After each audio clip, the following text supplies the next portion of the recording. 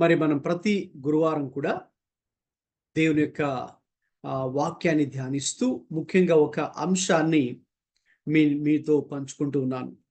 యేసుక్రీస్తు యొక్క జీవితాన్ని, మాదిరికరమైనటువంటి యేసుక్రీస్తు జీవితం అనే అంశాన్ని తీసుకొని ఏ రీతిగా మరి యేసుక్రీస్తు యొక్క జీవితం మనకు మాదిరికరంగా ఉందో, మరి ఏ విషయాల్లో మరి మనము యేసుక్రీస్తును వెంబడించాలో, అనుసరించాలో లేక అనుకరించాలో ఆ విషయాన్ని మరి మనం ధ్యానం చేస్తూ ఉన్నాం. మరి పోయిన వారం లాస్ట్ వీక్ మరి ఈ అంశాన్ని నేను మీతో పంచుకోవడం స్టార్ట్ చేశాను. మత్తయి సువార్త 16లో ఉన్నటువంటి వాక్య భాగాన్ని తీసుకొని 13-20 దాకా పేతురు యొక్క గొప్ప ఒప్పుకోలు, పీటర్స్ గ్రేట్ కన్ఫెషన్ అని టైటిల్తో మనం స్టార్ట్ చేసి, మరి ఆ రోజుల్లో యేసుక్రీస్తు ప్రభువారు శిష్యుల్ని ప్రశ్నించారు. ప్రజలు నా గురించి ఏమని చెప్తూ ఉన్నారు అని ఆయన అన్నారు. మరి ఒక్కొక్కరు ఒక్కొక్క విధంగా అనుకుంటున్నారు అని వారు సమాధానం ఇచ్చారు. కొందరైతే ప్రభువుని మరి ఆయన ఏలియా మళ్ళీ తిరిగి వచ్చాడని కొంతమంది చెప్తున్నారు, లేక బాప్తిస్మం ఇచ్చే యోహాను అని ప్రభు గురించి మాట్లాడుకుంటున్నారని, లేక ఇర్మియా ప్రవక్త వచ్చాడని, లేక ప్రవక్తలలో ఒక ప్రవక్త మళ్ళీ దిగి వచ్చాడు ఈ యేసు రూపంలో అని క్రీస్తు గురించి వాళ్ళు మాట్లాడుకుంటూ ఉన్నారు. అయితే ఆయన గురించి మనం చూసినప్పుడు ఆ రోజుల్లో ఇక అనేక విధాలుగా ప్రభు గురించి అనుకున్న వాళ్ళు కూడా ఉన్నారు. ఇక్కడ స్లైడ్ మీద మనం చూసినట్టయితే పోయిన వారం నేను మీకు ఈ విషయాలు పంచుకున్నాను. యేసు ప్రభు అడిగిన ప్రశ్నలకు ఆయా రీతులుగా శిష్యులు సమాధానం చెప్పారు. అంత మాత్రం కదా, ఆ రోజుల్లో మరి ఒక విధంగా ఇప్పటిదాకా నేను చెప్పిన విషయాలు అంటే ఏలియా అని, ఇర్మియా అని, యేసుక్రీస్తును, అలాగే బాప్తిస్మం ఇచ్చే యోహానని, లేక ప్రవక్తలలో ఒకడు అయి ఉండొచ్చని కొంతమంది అనుకున్నారు. అయితే మరికొంతమంది ఇంకా తప్పుగా కూడా అనుకున్నారు అని చెప్పాను. సో అందులో అనేక రీతులుగా ఉన్నారు. ఆయన ఒక సాధారణమైనటువంటి వడ్రంగి కుమారుడు, యూసుఫ్ కుమారుడు కాదా అని యేసుక్రీస్తు ప్రభుని తక్కువగా చూసిన వారు, లేక ఆయన్ని చిన్న చూపు చూసిన వారు కూడా ఉన్నారు అని చెప్పాం. ఇంకా ఆయా రీతులుగా ఆయనను దూషించిన వారు కూడా ఆయా రీతులుగా చెప్పుకున్నారు అని కూడా మనం చూసాం. అయితే మరి యేసుక్రీస్తు గురించి ప్రజలైతే అలా అనుకున్నారు. మరి తండ్రి అయిన దేవుడు క్రీస్తు గురించి ఇచ్చిన సాక్ష్యం ఏంటో మనం చూస్తే, ఆయన ఇచ్చిన సాక్ష్యం ఏంటి అంటే, ఈయన నా ప్రియ కుమారుడు, ఈయనందు నేను ఆనందించుచున్నాను అని ప్రభు మంచి సాక్ష్యాన్ని మరి క్రీస్తు గురించి చెప్పడం జరిగింది. అలాగే మరి మనం చూసినప్పుడు ముఖ్యంగా దూతల గురించి మనం ఆలోచించినప్పుడు, దూతలు కూడా వాటిని ఇక్కడ నేను హెవెన్లీ స్పిరిట్స్ అని స్లైడ్ మీద మెన్షన్ చేయడం జరిగింది. సో దూతలు కూడా మరి ప్రభు ఎవరో వారు గుర్తెరిగి, అలాగే వారు కూడా ప్రభుని స్తుతిస్తూ, ఆరాధిస్తూ, ఘనపరుస్తూ ఉన్నట్టుగా మనం చూస్తూ ఉన్నాం. అలాగే అయితే మరి దురాత్మల గురించి కూడా మనం ఆలోచిస్తే, వాళ్ళు కూడా ఒక విధంగా క్రీస్తు ఎవరో దురాత్మలకు కూడా తెలిసి అవి కూడా ఒక విధంగా వణుకుతున్నాయి అని కూడా మనం చూస్తాం. దేవునికి భయపడి దేవుడు ఎవరో ఎరిగిన వారై, మనం అది యాకోబు రాసిన పత్రిక 2:19 చూస్తాం. సో కాబట్టి వాటికి, దురాత్మలకు సైతం తెలుసు క్రీస్తు ఎవరో, క్రీస్తు యొక్క శక్తి ఏంటో, క్రీస్తు యొక్క మహిమ ఏంటో వాటికి కూడా తెలుసు. ఇక లేఖనాల విషయానికి వస్తే, లేఖనాల్లో అనేక చోట్ల క్రీస్తు గురించి ఏమని వ్రాయబడిందో మరి ఇంత ముందు కూడా మనం చూసాం. చాలా స్పష్టంగా మరి యేసుక్రీస్తు ఏమై ఉన్నారో ఆయన గురించి లేఖనాల్లో వ్రాయబడింది.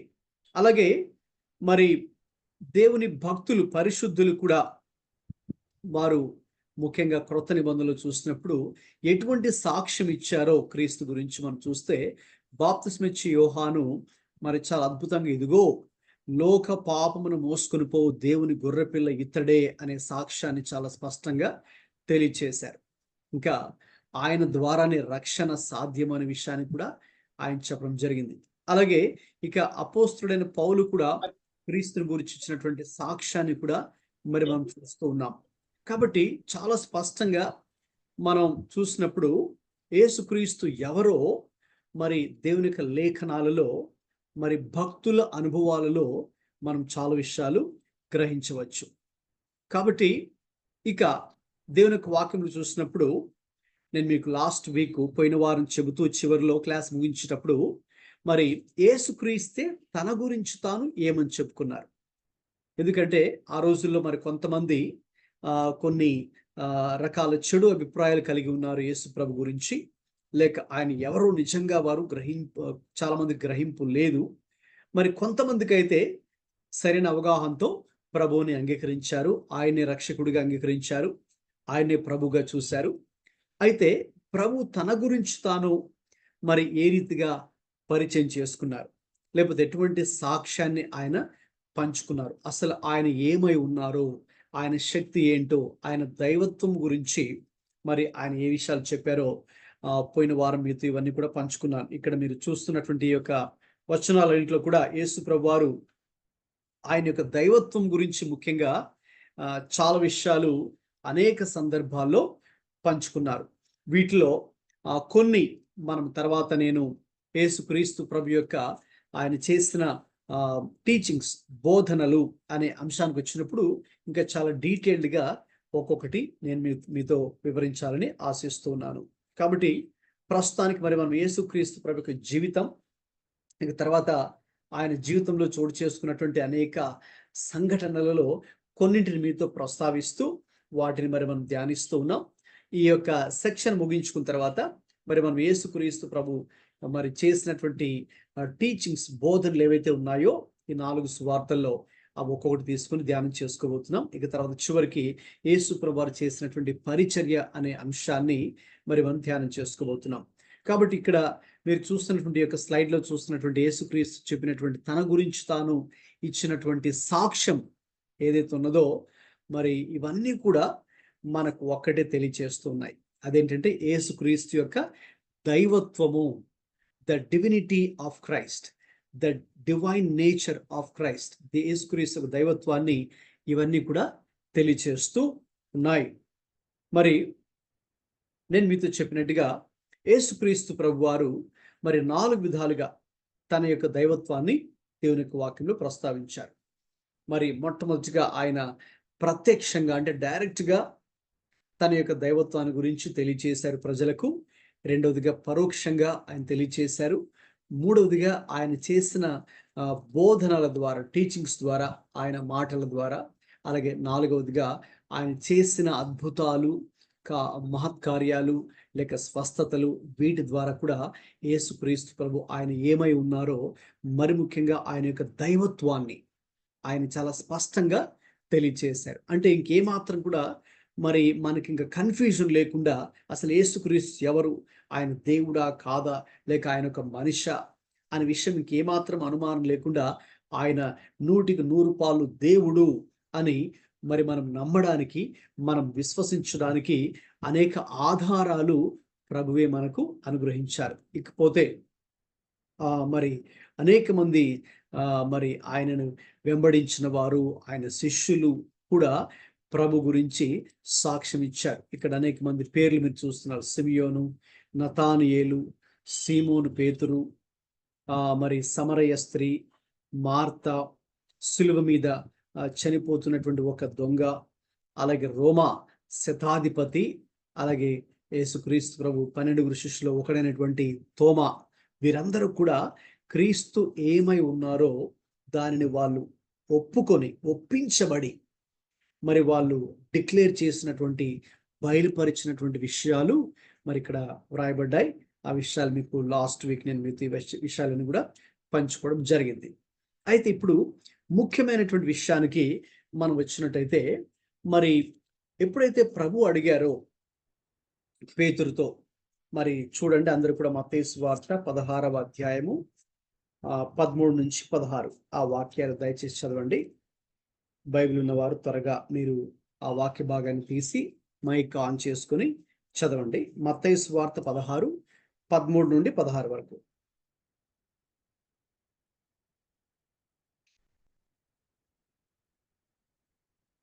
మత్తయి సువార్త 13 నుంచి 16 వరకు చదవండి. యేసు ఫిలిప్పుదైన కైసరయ ప్రాంతములకు వచ్చి, మనుష్య కుమారుడు ఎవడని జనులు చెప్పుకొనుచున్నారని తన శిష్యులను అడగగా, వారు కొందరు బాప్తిస్మిచ్చి యోహాననియు, కొందరు ఏలియా అనియు, కొందరు ఇర్మియా అనియు, లేక ప్రవక్తలలో ఒకడనియు చెప్పుకొనుచున్నారనిది. అందుకైన మీరైతే నేను ఎవడనని చెప్పుకొనుచున్నారని వారిని అడిగాను. అందుకు సీమోను పేతురు, నీవు సజీవుడగు దేవుని కుమారుడైన క్రీస్తు అని చెప్పెను. ముఖ్యంగా ఎప్పుడైతే ప్రభువారు ఆ ప్రశ్న అడిగారో వెంటనే సీమోను పేతురు ఆయన ఇలా స్పందించి చెప్పారు, నీవు సజీవుడవగు దేవుని కుమారుడు అయిన క్రీస్తువు అని చెప్పడం జరిగిందండి. గమనించండి, మరి ఆ రోజుల్లో యేసుక్రీస్తు గురించి అనేక విధాలుగా అనేక మంది మరి అభిప్రాయపడ్డారు. అయితే మరి వాస్తవంగా అసలు ఆయన ఎవరో అనే విషయాన్ని చాలా తక్కువ మందే గ్రహించారు.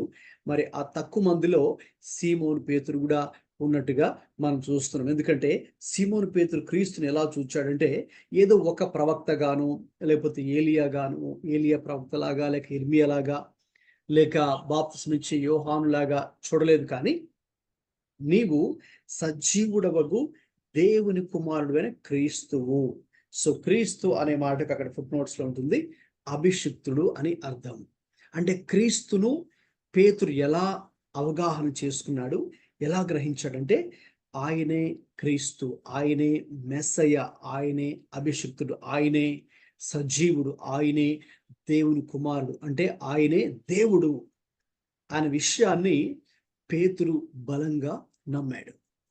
మరి ఆ విషయం కూడా మరి అతనికి ఎలా తెలిసింది?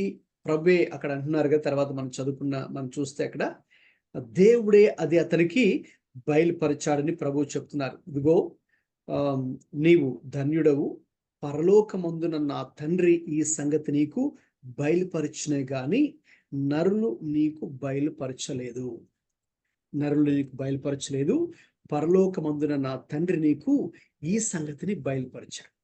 గమనించండి, ఎవరైనా సరే దేవుని గురించి తెలుసుకోవాలి అంటే, లేక దేవుణ్ణి వ్యక్తిగతంగా తమ జీవితాల్లో అనుభవించాలి అంటే, లేక దేవుని గురించిన ఒక ప్రత్యక్షత కలిగి ఉండాలి అంటే, లేక దేవునితో ఒక ప్రత్యేకమైనటువంటి అనుభవాన్ని కలిగి ఉండాలి అంటే, లేక దేవుని గురించిన ఒక గ్రహింపు కలిగి ఉండాలి అంటే, లేదు మీరు దేవుని గురించి ఇతరులకు ప్రకటించాలనుకున్నా కూడా, లేదు ఇతరులకు సువార్త చెప్పాలనుకున్నా కూడా, గమనించండి, చాలా ప్రాముఖ్యమైనటువంటి ఒక క్వాలిఫికేషన్ ఏంటి అంటే, you need to receive personal revolution from Christ. క్రీస్తు యుద్ధ నుంచి, లేక తండ్రి అయిన దేవుని యుద్ధ నుంచి అది మనకు బయలుపరచబడి ఉండాలి, అది మనకు రివీల్ చేయబడి ఉండాలి. రెవల్యూషన్ అది మరి మనకు ప్రత్యక్షపరచబడి ఉండాలి. కాబట్టి ఎప్పుడైతే దేవుడు ఒక వ్యక్తికి తనను తాను బయలుపరుచుకుంటాడో అప్పుడు మాత్రమే ఆ వ్యక్తిలో నిజమైనటువంటి మార్పు కూడా కలుగుతుంది. అప్పుడే ఆ వ్యక్తి కూడా అసలు దేవుడెవరు అనేటటువంటి ఒక అవగాహన కూడా కలుగుతుంది. ఏదో ఎవరో చెప్తే వినడం వల్ల అది కాదు. అంటే వినుట వల్ల విశ్వాసం కలుగుతుంది. వాక్యమే చెప్తుంది కదండి, మనం దేవునికి వాక్యం వినడం వల్ల విశ్వాసం కలుగుతుంది. అయితే ఇక ఆ విశ్వాసం మరింత బలపడి, మరింత స్థిరపడి, ఇక ఉన్నత స్థాయికి అది ఎదగాలి అంటే తప్పకుండా దేవుడు తనను తాను మరి మనకు బయలుపరుచుకోవాలి. అయితే ఒక గొప్ప విషయం ఏంటంటే, మన దేవుడు, hour God is a God of revolution, or he wants to reveal himself to his children. తన యొక్క పిల్లలకు ఆయన తనను తాను బయలుపరుచుకునే దేవుడై ఉన్నారు. ఇప్పుడు గమనించండి, దేవుడు మనకు బయలుపరుచుకోకపోతే మనము దేవుడి గురించి తెలుసుకుని ఉండేవారమా? ఆలోచించండి. లేదు. మన సొంత శక్తి చేత, బలం చేత మనం ఏదో ల్యాబ్లోకి లేదో ఎక్స్పెరిమెంట్ చేసి నేను ఇది కనుగొన్నాను, లేకపోతే అని ఇది మనం ప్రూవ్ చేయడానికి ఇది ఫిజికల్ థింగ్ కాదు కదా, ఇది ఒక భౌతిక సంబంధమైనటువంటి విషయం కాదు కదా. సో దేవుడు అన్నప్పుడు మరి దేవుడు ఆత్మ, కాబట్టి ఇది ఆత్మ సంబంధించింది, దేవునికి సంబంధించింది, ఆత్మీయతకు సంబంధించింది. కాబట్టి ఒక వ్యక్తి దేవుని గురించి ఒక అవగాహన కలిగి ఉండాలంటే అందుకే దేవుడే తనను తాను బయలుపరుచుకోవాలి. God has to take initiative to reveal himself and God is willing. దేవుడు ఆ విషయంలో ఆయన సిద్ధంగా ఉన్నారు. తన ప్రజలకు ఎవరైతే ఆయన్ని వెదికేవారుగా ఉంటారో, ఎవరైతే మరి ఆయనను అంగీకరిస్తూ ఉన్నారో, ఆయనను వెంబడిస్తూ ఉన్నారో, ఆయన ఆశతో వెతుకుతూ ఉన్నారో, అటువంటి వారికి ఆయన తనను తాను తప్పకుండా బయలుపరుచుకునే వారై ఉన్నారు. ఎవరైతే యథార్థమైన హృదయంతో సత్యాన్వేషణ చేస్తున్నారో, అంటే సత్యాన్ని వెతుకుచూ ఉన్నారో, వారు ఇంకా పూర్తిగా మరి క్రీస్తులోకి వచ్చి ఉండకపోవచ్చేమో. కొంతమంది సాక్ష్యాలు మనం విన్నప్పుడు అంతే కదండి, అనేక రకాల మతాల్లో వారు ఆ మత గ్రంథం ఈ మత గ్రంథం అన్ని కూడా చదివి, అయితే వారి లోపలైతే ఒక మంచి ఆశ అయితే ఉంది, genuine desire. Right, they are the seekers of the truth. వారిని మరి మనం సత్యాన్వేషకులను పిలుస్తాం. సత్యం ఏంటో తెలుసుకోవాలి అనే ఆశ కలిగి వారు ఇక అనేక మతాలకు లేక అనేక మత గ్రంథాలు చదువుతూ మరి అక్కడికి వెళ్ళి ఇక్కడికి వెళ్ళి అనేక రకాల ప్రయత్నాలు చేస్తూ ఉంటారు. అయితే అటువంటి వారికి కూడా మరి చివరికి ప్రభువు తనను తాను బయలుపరుచుకొని, తనను తాను ప్రత్యక్షపరుచుకొని, ఆయనే మరి వారికి కొంతమందికి అయితే దర్శనం ఇచ్చి, లేక ఆయనే నేరుగా వారితో మాట్లాడి మరి వారి జీవితాలను మార్చడం, మరి అటువంటి సాక్ష్యాలు మరి నేను కొన్ని విన్నాను. కాబట్టి దేవుడు మరి ఇక ఆ రోజు నుంచి వారు ఇంక మారిపోయారు. ఆ రోజు నుంచి వారి జీవితాలు మార్చబడ్డాయి. ఆ రోజు నుంచి వారు ఒక అవగాహనకు వచ్చారు. అంటే దేవుడు అంటే మరి ఇతనే, లేక దేవుడు అంటే మరి ఇలాగే ఉండాలి, దేవుని యొక్క మరి లక్షణాలు ఇలాగే ఉంటాయి. సో ఏది సత్యం, ఏది అసత్యం, ఏది కరెక్ట్ కాదు అనే ఒక అవగాహన, ఆ వివేచన మనుషులకు ఎప్పుడు వస్తుందంటే ఎప్పుడైతే దేవుడు తనను తాను తన గురించి తాను ఆయన బయలుపరుచుకుంటారో అప్పుడు ప్రజలకు అది కలుగుతుంది. సో గాడ్స్ రెవల్యూషన్ అనేది చాలా చాలా ప్రాముఖ్యమండి. అందుకే సాధారణంగా మనం చెప్తుంటాం, దేవుడి యొక్క ప్రత్యక్షత రెండు విధాలుగా ఉంటుంది. జాగ్రత్తగా ఆలోచించండి. అంటే దేవుడు తనను తాను ఎలా బయలుపరుచుకుంటారో రెండు విధాలుగా తనను తాను బయలుపరుచుకుంటారు. మొట్టమొదటిగా ఆయన we call it a general revelation, సాధారణ ప్రత్యక్షత అని పిలుస్తాం మొట్టమొదటిగా. రెండవది ప్రత్యేకమైన ప్రత్యక్షత, స్పెషల్ రెవల్యూషన్. అంటే దేవుడు తనను తాను బయలుపరచుకోవడానికి మొట్టమొదటి విషయం ఏంటంటే జనరల్ రెవల్యూషన్, సాధారణ ప్రత్యక్షత. ఈ సాధారణ ప్రత్యక్షత దేవుడు తనను తాను ఎలా బయలుపరుచుకున్నాడంటే మొట్టమొదటిగా ఆయన చేసినటువంటి సృష్టి ద్వారా. అందుకే ఎవరైనా కావచ్చు, క్రైస్తవులే కాదు, ఈవెన్ క్రైస్తవేతరులు కూడా నిజమైన దేవుడు ఎవరో తెలుసుకోవాలి అంటే దేవుడు ఎటువంటి పక్షపాతం లేకుండా ఆయన వారికి కూడా దేవుడే కాబట్టి ఆయన చేసిన సృష్టి ద్వారా ఆయన తనను తాను బయలుపరుచుకున్నారు. రెండవది మనస్సాక్షి ద్వారా ఆయన తనను తాను బయలుపరుచుకునే దేవుడు. అందుకే గమనించండి, ఈ దేవుడు మనకు మనస్సాక్షిని ఇచ్చాడు. ఈ మనస్సాక్షి కేవలం క్రైస్తవుల కోసం మాత్రమే కాదు కదా, వారు హైందవులైనా ముస్లిమ్స్ అయినా ఏ మతానికి చెందిన వారైనా దేవుడైతే మరి మనుషులందరూ కూడా దేవుని పోలికలోనే చేయబడ్డారు. అలాగే మనుషులందరూ కూడా దేవుడు మనస్సాక్షిని ఇచ్చాడు. కాబట్టి ఇప్పుడు ఆ మనస్సాక్షి ద్వారా రైట్, నిజమైన దేవుడు ఎవరో, సత్యం ఏంటో, నిజమైనటువంటి దైవ భక్తి లేక ఆ భక్తి మార్గం ఏంటో తెలుసుకోవడానికి, ఏది మంచిది ఏది చెడ్డది అని తెలుసుకోవడానికి కూడా దేవుడు ఆ మనస్సాక్షిని దేవుడు మనందరిలో కూడా పెట్టడం జరిగింది. కాబట్టి దేవుడు తనను తాను how is he revealing himself. So general two revolutions అని చెప్పాను, general revolution, special revolution. So general revolution లో దేవుడు తనను తాను ఆయన క్రియేషన్ ద్వారా, సృష్టి ద్వారా తనను తాను బయలుపరుచుకున్నారు, నెంబర్ 1. రెండవదిగా త్రూ కాన్షియన్స్, మనస్సాక్షి ద్వారా దేవుడు తనను తాను బయలుపరుచుకున్నాడు.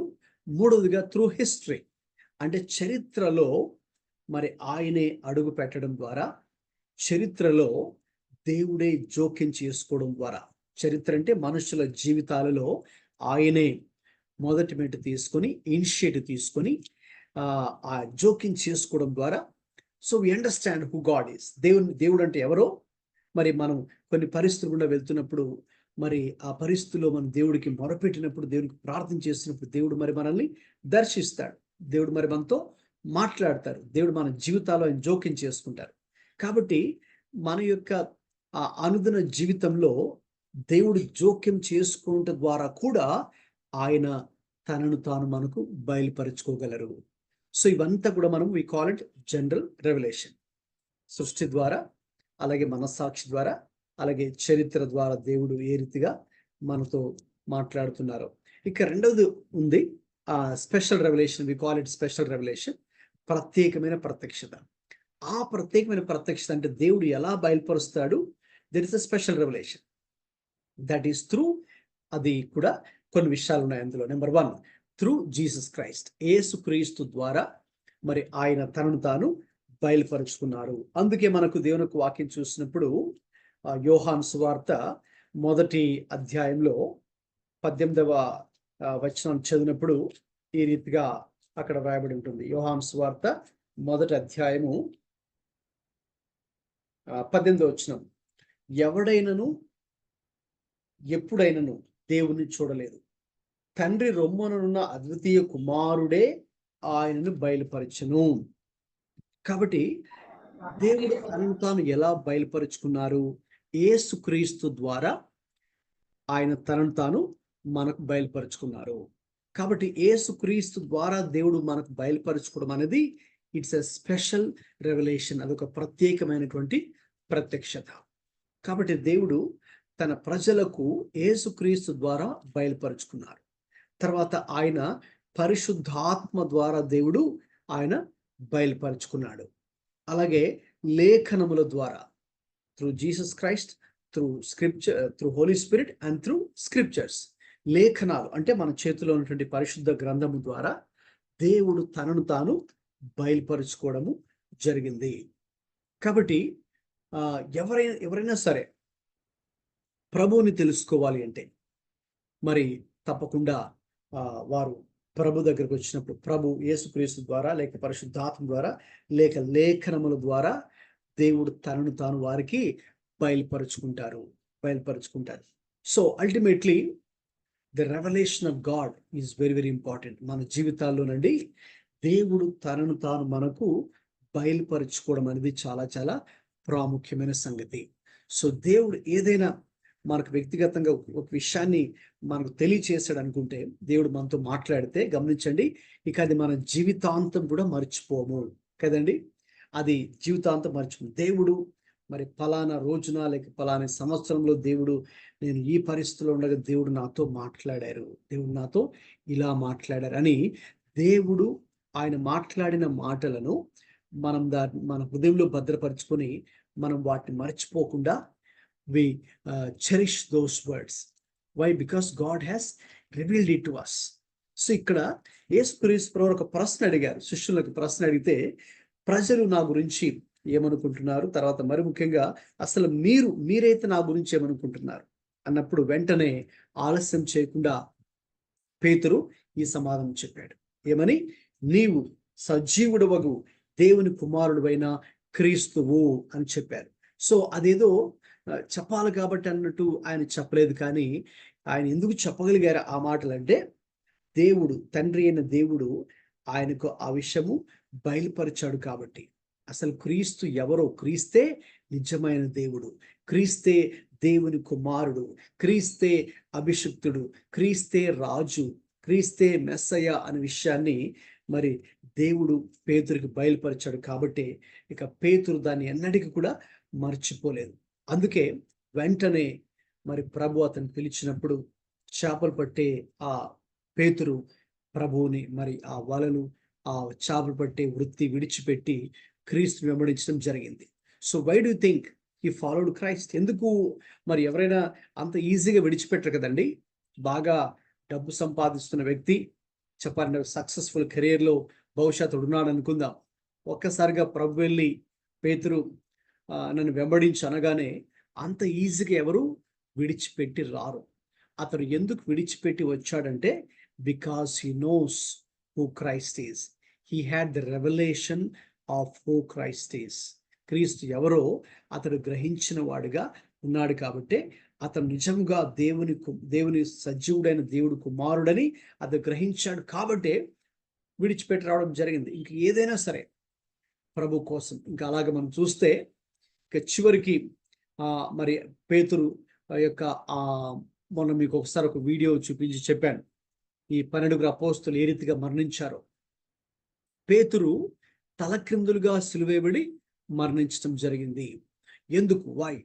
ఎందుకు ఆయన అంత రిస్క్ తీసుకొని క్రీస్తు కొరకు తన జీవితాన్ని మరి సమర్పించవలసి వచ్చింది? ఎందుకంటే because he had revolution of Christ. కాబట్టి క్రీస్తు ఎవరో అతడు తెలుసు కాబట్టి, ఇక ఆ క్రీస్తు కోసం, ఆయన దేవుడు కాబట్టి, ఆయన ప్రభు కాబట్టి, ఆయన సజీవుడు కాబట్టి, ఇక ఆయన కోసమే నేను బ్రతుకుతాను, ఆయన గురించే ప్రకటిస్తాను, అవసరమైతే ఆయన కొరకే చనిపోతాను, అవసరమైతే ఆయన కొరకే హతసాక్షిగా నేను మారిన, నేనేమి భయపడను అనే ఒక తీర్మానాన్ని అతడు చేసుకున్నాడు. ఆ తీర్మానాన్ని చేసుకున్నాడు కాబట్టి ఇక ధైర్యంగా చెప్పాలంటే తన ప్రాణాన్ని కూడా ఆయన క్రీస్తు కొరకు అర్పించగలిగాడు. కాబట్టి గమనించండి, మనం కూడా మన జీవితాల్లో మరి ఇక్కడ నేర్చుకోవాల్సిన ప్రాముఖ్యమైన సంగతి ఏంటంటే, we must have the personal revelation of who Christ is. యేసుక్రీస్తు ఎవరో మరి ఒక వ్యక్తిగతమైనటువంటి ప్రత్యక్షత మన జీవితాల్లో మనము కలిగి ఉండాలి. అందుకే పేతురు కూడా ఫిలిప్పీలకు రాసిన పత్రిక 3వ అధ్యాయంలో అంటాడు, నేను ఆ యేసుక్రీస్తును ఎరుగు నిమిత్తము సమస్తమును నష్టముగా ఎంచుకొనిచున్నాను అని అంటున్నారు. అంటే మరి అప్పటికే పౌలు గారికి తెలియదా యేసుక్రీస్తు ఎవరో? మరి అప్పటికే ఆయన సేవలో కూడా ఉన్నారు కదా. ఎస్, అయితే తెలుసు క్రీస్తు గురించి, ఆయన తెలుసు క్రీస్తు ఎవరో తెలుసు. అయితే ఇంకా he wants to grow in that experiential knowledge with Christ. యేసుక్రీస్తుతో ఒక అనుభవ జ్ఞానము కలిగి జీవించాలి అనే విషయంలో ఆయన చాలా మరి ముందున్నట్టుగా మనం చూస్తున్నాం. So all that matters is this, having personal revelation of Christ, having experiential knowledge of Christ. ఇక్కడ మరి మనం ఈ క్లాస్లో యేసుక్రీస్తు గురించి అనేక విషయాలు మీతో పంచుకుంటున్నాను. అయితే నేను మీతో పంచుకున్న విషయాలు ఎక్కడికి నడిపించాలంటే, ఏదో మనం కేవలం వినేసి రాసుకొని మళ్ళీ మర్చిపోవడం కొరకు కాదు, కానీ ఇవి మనం తెలుసుకొని అసలు క్రీస్తు ఏమై ఉన్నాడో తెలుసుకొని, తద్వారా you must get in to a personal experience with Christ. లేకపోతే all this information should give you a personal revelation of who Christ is. Yesukristu ఎవరో, ఆయన ఏమై ఉన్నారో ఒక వ్యక్తిగత ప్రత్యేకమైనటువంటి అనుభవంలోకి మనం రావాలి. That's the goal of learning this subject also. ఈ అంశం మనం ఎందుకైతే నేర్చుకుంటున్నామో అది మన యొక్క గోల్, అది మన అల్టిమేట్ గోల్గా పెట్టుకొని ఈ అనేక అంశాలు, అనేక డిఫరెంట్ థీమ్స్, టాపిక్స్ మనం ఇందులో నేర్చుకుంటూ ఉన్నాం. కాబట్టి ఇది చాలా ప్రాముఖ్యం. అందుకే పేతురు ఆలస్యం చేయకుండా, ప్రభువా నీవు సజీవుడవగు దేవుని కుమారుడైన క్రీస్తువు అని వెంటనే ఆయనకి మరి సమాధానం చెప్పడం జరిగింది.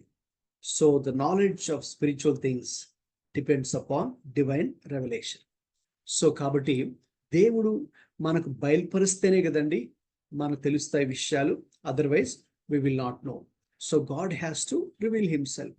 సో దేవుడు మరి ఆయన మనకు బయలుపరచాలి అంటే, సో మనలో సింపుల్ ఆ ఆశ మనలో ఉన్నట్టయితే, మరి ప్రతిరోజు కూడా మీరు వాక్యం చదివేటప్పుడు ముందు ప్రభువా నాతో మాట్లాడు అనే ఒక చిన్న ప్రార్థనతో, ఒక ఆశతో, మరి ఒక ఎక్స్పెక్టేషన్, ఎదురు చూపుతో కనుక మీరు కనుక దేవుని సన్నిధిలో ఉన్నట్లయితే, ఎస్ డెఫినెట్లీ మరి మనకున్నటువంటి ఆ ఆసక్తిని బట్టి, ఆ ఆశని బట్టి, ఆ భారాన్ని బట్టి మరి దేవుడు తన యొక్క ప్రజలకు ఆయన తన ప్రత్యక్షతను అనుగ్రహించే దేవుడై ఉన్నారు.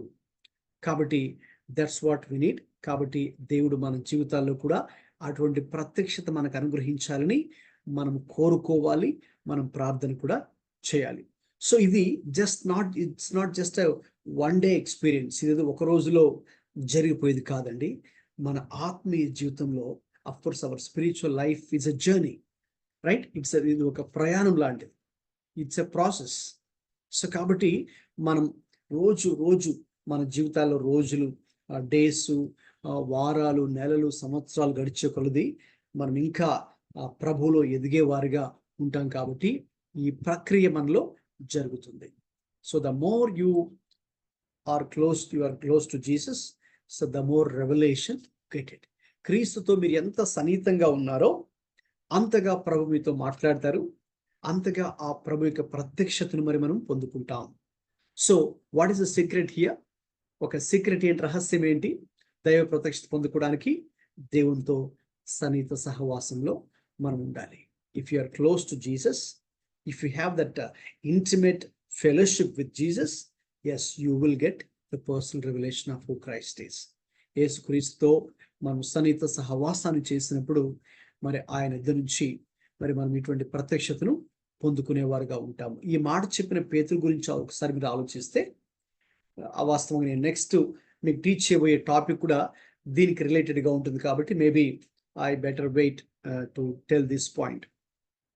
ఇక్కడ పేతురు అయితే వాస్తవంగా అద్భుతంగా అతడు క్రీస్తు ఎవరో ఒప్పుకోవడం జరిగింది. అందుకే ఈ సన్నివేశాన్ని మరి బైబిల్ పండితులు ఏమని పిలుస్తారంటే పీటర్స్ గ్రేట్ కన్ఫెషన్ అని టైటిల్ ఇవ్వడం జరిగింది. సో పేతురు యొక్క గొప్ప ఒప్పుకోలు. సో అంటే క్రీస్తు ఎవరో మరి అతడు యాజ్ ఇట్ ఈస్గా ఎగ్జాక్ట్గా, ఎందుకంటే ఆ రోజులు అనేక మంది తప్పుగా అనుకుంటున్నటువంటి రోజుల్లో, ఈ రోజుల్లో కూడా అంతే కదండి. లాస్ట్ వీక్ కొన్ని విషయాలు మీకు చెప్పాను. ఈ రోజుల్లో కూడా చాలా మంది యేసుక్రీస్తు గురించి మరి తప్పుగా అనుకుంటూ ఉన్నారు. అఫ్ కోర్స్ అన్యులైతే వారు చాలా తప్పుగా మాట్లాడుతూ ఉంటారు. ఇక క్రైస్తవుల్లో కూడా, నామకార్థ క్రైస్తవులు కూడా నిజంగా క్రీస్తు ఎవరో వారికి వ్యక్తిగత అనుభవం లేదు కాబట్టి వారికి తెలియదు. సో కాబట్టి ఎవరైతే నిజంగా మరి తిరిగి జన్మించిన అనుభవాన్ని కలిగి, అంటే రక్షణ అనుభవం కలిగి ఉన్నారో వారికి మాత్రమే ప్రభు గురించి తెలుసు. అయితే అందులో కూడా మళ్ళీ there are different stages.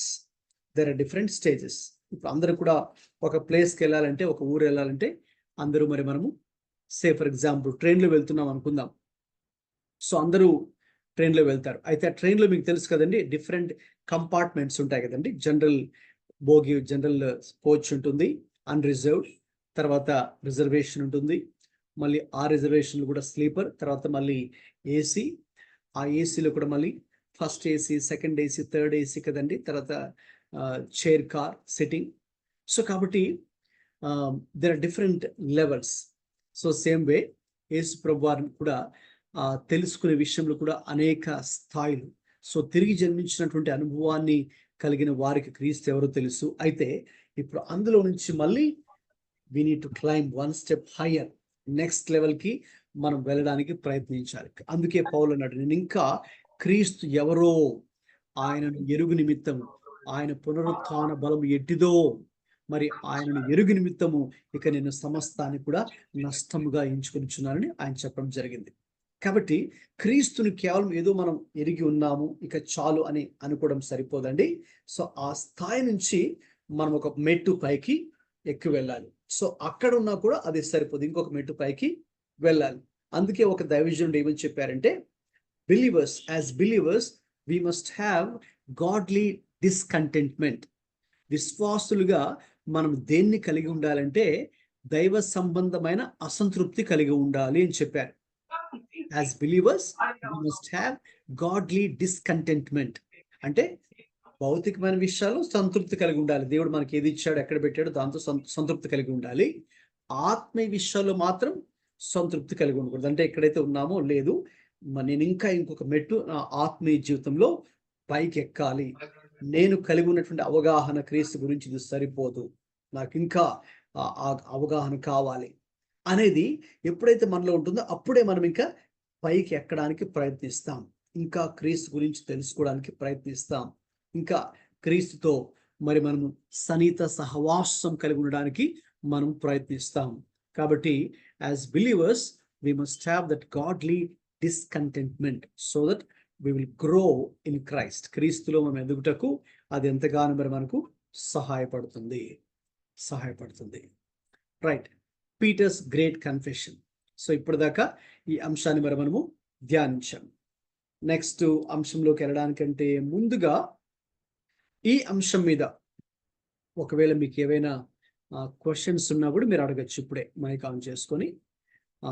లేకపోతే whatever you have learn from this topic Peter's great confession అనే అంశం మీద మీకు ఏదైనా క్వశ్చన్ ఉన్నా ఇప్పుడే మీరు అడగచ్చు, నో ప్రాబ్లం.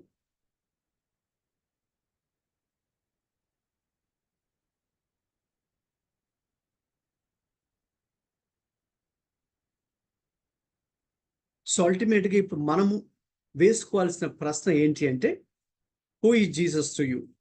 ఇప్పుడు మీకు క్రీస్తు ఎవరు? ఎందుకంటే ఆ రోజుల్లో చాలా మందికి క్రీస్తు ఎలా కనబడ్డాడు, ఏలియాలా కనబడ్డాడు, కొంతమందికి ఏమో ఇర్మియాలాగా కనబడ్డాడు, కొంతమందికి ఏమో ఇంకొక రకమైన ప్రవక్తలా కనబడ్డారు. అంతే, వారికి మెస్సయ్య లాగా కనబడలేదు, దేవుడు లాగా వారికి కనబడలేదు. ఏదో ఒక ప్రవక్త అని అనుకున్నారు. మరికొంతమంది ఏమో ఇంకా తప్పుగా కూడా అనుకున్నారు. మీకు చెప్పాను కదండి, అవి కూడా మీకు చెప్పాను. సో కాబట్టి అయితే కొంతమంది మరి రైట్ అండర్స్టాండింగ్ అయితే కలిగి ఉన్నారు. సో కాబట్టి ఈ రోజున ఒక ప్రశ్న మనం వేసుకోవాల్సింది ఏంటి అంటే, who is Jesus to me? యేసుక్రీస్తు నాకు ఆయన ఎవరు, నాకు ఆయన ఏమై ఉన్నారు అన్నదే చాలా ప్రాముఖ్యమైనది. Who is to you personally. చెప్పండి సిస్టర్. మీరు ఇచ్చిన 3 రెఫరెన్సెస్ దేనికండి? విచ్ రెఫరెన్స్ అండి? కింద మీరు 3 రెఫరెన్స్ ఇచ్చారు. 1 Corinthians, 1 Peter, Ephesians. అవి దేనికవి? This is having a personal revelation. For that only, na? Okay. Yeah, for that only. Yes, yeah. Okay, thank you. మనం వ్యక్తిగతంగా క్రీస్తు యొక్క ప్రత్యక్షత కలిగి ఉండాలి అని చెప్పడానికి అక్కడ రెఫరెన్సెస్ కూడా రాశాను. సో దయచేసి మీరు వాటిని తర్వాత మీరు చదవచ్చు, అవి నోట్ చేసుకొని. సో అల్టిమేట్గా ఇక్కడ who is Jesus to you? పేతురుకైతే he had that personal revelation of who Christ is. Kristu ఎవరో ఆయన వ్యక్తిగతంగా ఎరిగిన వాడుగా ఆ సమాధానం ఇచ్చారు. అది నిజంగా అద్భుతమైన సమాధానం అని, యథార్థమైన సమాధానం అని మనం చెప్పవచ్చు. ఓకే, ఇక నెక్స్ట్ సన్నివేశంలోకి వెళ్దామండి. యేసుక్రీస్తు ప్రస్తుతం నేను మీకు టీచ్ చేస్తున్న అంశాలు ఏంటంటే, యేసుక్రీస్తు జీవితాన్ని నేను 3 విభాగాలుగా చేసి 3 సెక్షన్స్గా చేసి మీకు టీచ్ చేయడం జరుగుతుంది. మొదటి సెక్షన్లోనేమో important events in the life of Jesus. Yesu ప్రభువారి జీవితంలో చోటు చేసుకున్న కొన్ని ప్రాముఖ్యమైన సంఘటనలు, అవి బర్త్ టు రిజరక్షన్, అక్కడక్కడ కొన్ని మాత్రమే తీసుకొని, ఇంపార్టెంట్వి అన్నీ కాకుండా కొన్ని ఇంపార్టెంట్ ఈవెంట్స్ తీసుకొని, మరి అవన్నీ కూడా 4 సువార్తల వెలుగులో, in the light of the 4 gospels, Matthew, Mark, Luke, John. సో మనం దాన్ని లోతుల్లో అధ్యయనం చేస్తూ ఉన్నాం. అధ్యయనం చేయడం మాత్రమే కాకుండా ఆ ఈవెంట్ ద్వారా, ఆ ఇన్సిడెంట్ ద్వారా విశ్వాసులుగా లేక సేవకులుగా మనం నేర్చుకునే పాఠాలు ఏంటో వీఆర్ డూయింగ్ దట్. ఓకే, అది ఫస్ట్ సెక్షన్. సో నేను దీన్ని ఇంకా రిజరక్షన్ వరకు, అసెన్షన్ వరకు చెప్పిన తర్వాత, ఇది అయిపోయిన తర్వాత నెక్స్ట్ సెక్షన్ టీచింగ్స్ ఆఫ్ క్రైస్ట్లోకి వెళ్దాం. మరి అవన్నీ కూడా డిఫరెంట్ టీచింగ్స్ని మనం కొన్ని పికప్ చేసుకొని సెలెక్ట్ చేసి వాటిని డీటెయిల్డ్గా ఇన్ డెప్త్ స్టడీ చేద్దాం. ఇక తర్వాత థర్డ్ అండ్ లాస్ట్ సెక్షన్ ఏంటంటే the ministry of Jesus, Yesu ప్రభువారి పరిచర్య. మరి ఆయన పరిచర్య ఎవరెవరికి చేశారు, ఎలా చేశారు, ఏ ఉద్దేశంతో చేశారు, మరి అక్కడ చోటు చేసుకున్న కొన్ని పర్యవసానాలు ఏంటి, మరి పరిస్థితులు, ఫలితాలు ఏంటి అనేది last section in this subject. కాబట్టి ప్రస్తుతం మరి మనం ఇంకా యేసుక్రీస్తు యొక్క ప్రభువారి జీవితంలో ఇంపార్టెంట్ ఈవెంట్స్ లో మనం ఉన్నాం. కాబట్టి the next important event could be the transfiguration, రూపాంతర అనుభవము, లేక దీన్ని రూపాంతరపు కొండ అనుభవం అని కూడా పిలవచ్చు. మనం యేసు ప్రభువారి జీవితంలో చోటు చేసుకున్నటువంటి అనేక సంఘటనల్లో రూపాంతరము చెందుట అనేది కూడా చాలా ప్రాముఖ్యమైనటువంటి సంఘటన. ఎస్, ఈ రూపాంతరపు అనుభవాన్ని అందులోకి మనం వెళ్ళడానికంటే ముందుగా మనం ఈ చిన్న వీడియో క్లిప్ చూద్దాం. ఎలాగ యేసు ప్రభువు రూపాంతరం చెందారో ఈ చిన్న వీడియో క్లిప్ మరి మనం చూసి తర్వాత దీని గురించి డిస్కస్ చేద్దాం.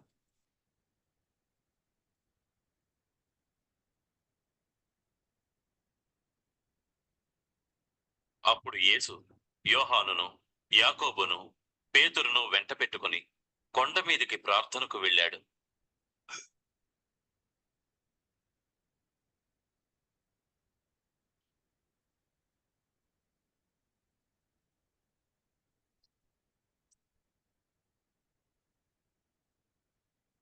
ఆయన ప్రార్థిస్తూ ఉంటే ఆయన ముఖవైఖరి మారింది. ఆయన వస్త్రాలు దగదగా మెరిశాయి. ఇద్దరు ప్రాచీన ప్రవక్తలు, మోషే, ఎలియాలు ఆయనతో పరలోక మహిమలో కనిపించారు. నీవు దేవుని చిత్తాన్ని నెరవేర్చదువు, నీవు యెరూషలేములో మరణించదవు.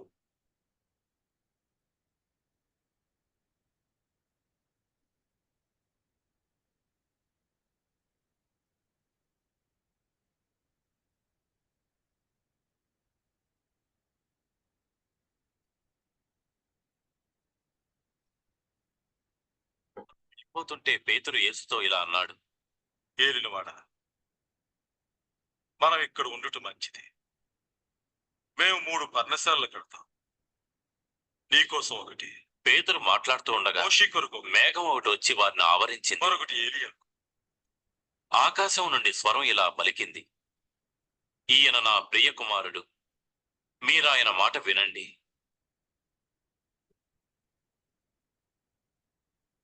రైట్.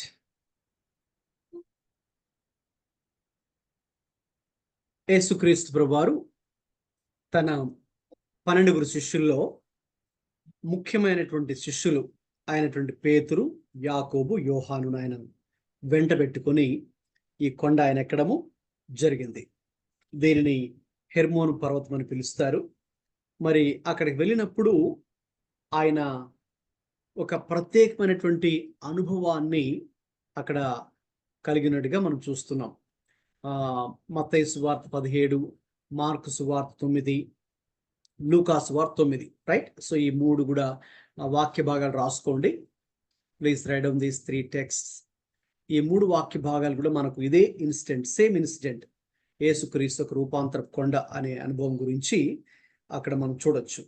అయితే కొన్ని చోట్ల డిఫరెంట్గా ఉంటుంది. అయితే సేమ్ ఇన్సిడెంట్, అయితే దేవుడు మరొక్కొక్క చోట మరి మనం గ్రహించవలసిన సంగతులు కొన్ని ఉన్నాయి మత్తయిలో, అలాగే మార్కులో కొన్ని ఉన్నాయి, అలాగే లూకాలో మరికొన్ని ఉన్నాయి. కాబట్టి ఇప్పుడు చెప్పండి, ఇప్పుడు ఏదైనా ఒక సన్నివేశం గురించి మనం తెలుసుకోవాలంటే ఏ సువార్త చదవాలి, ఏ సువార్త చదివితే మనకు బాగా అర్థమవుతుంది ఆ యొక్క పర్టికులర్ ఇన్సిడెంట్ గురించి?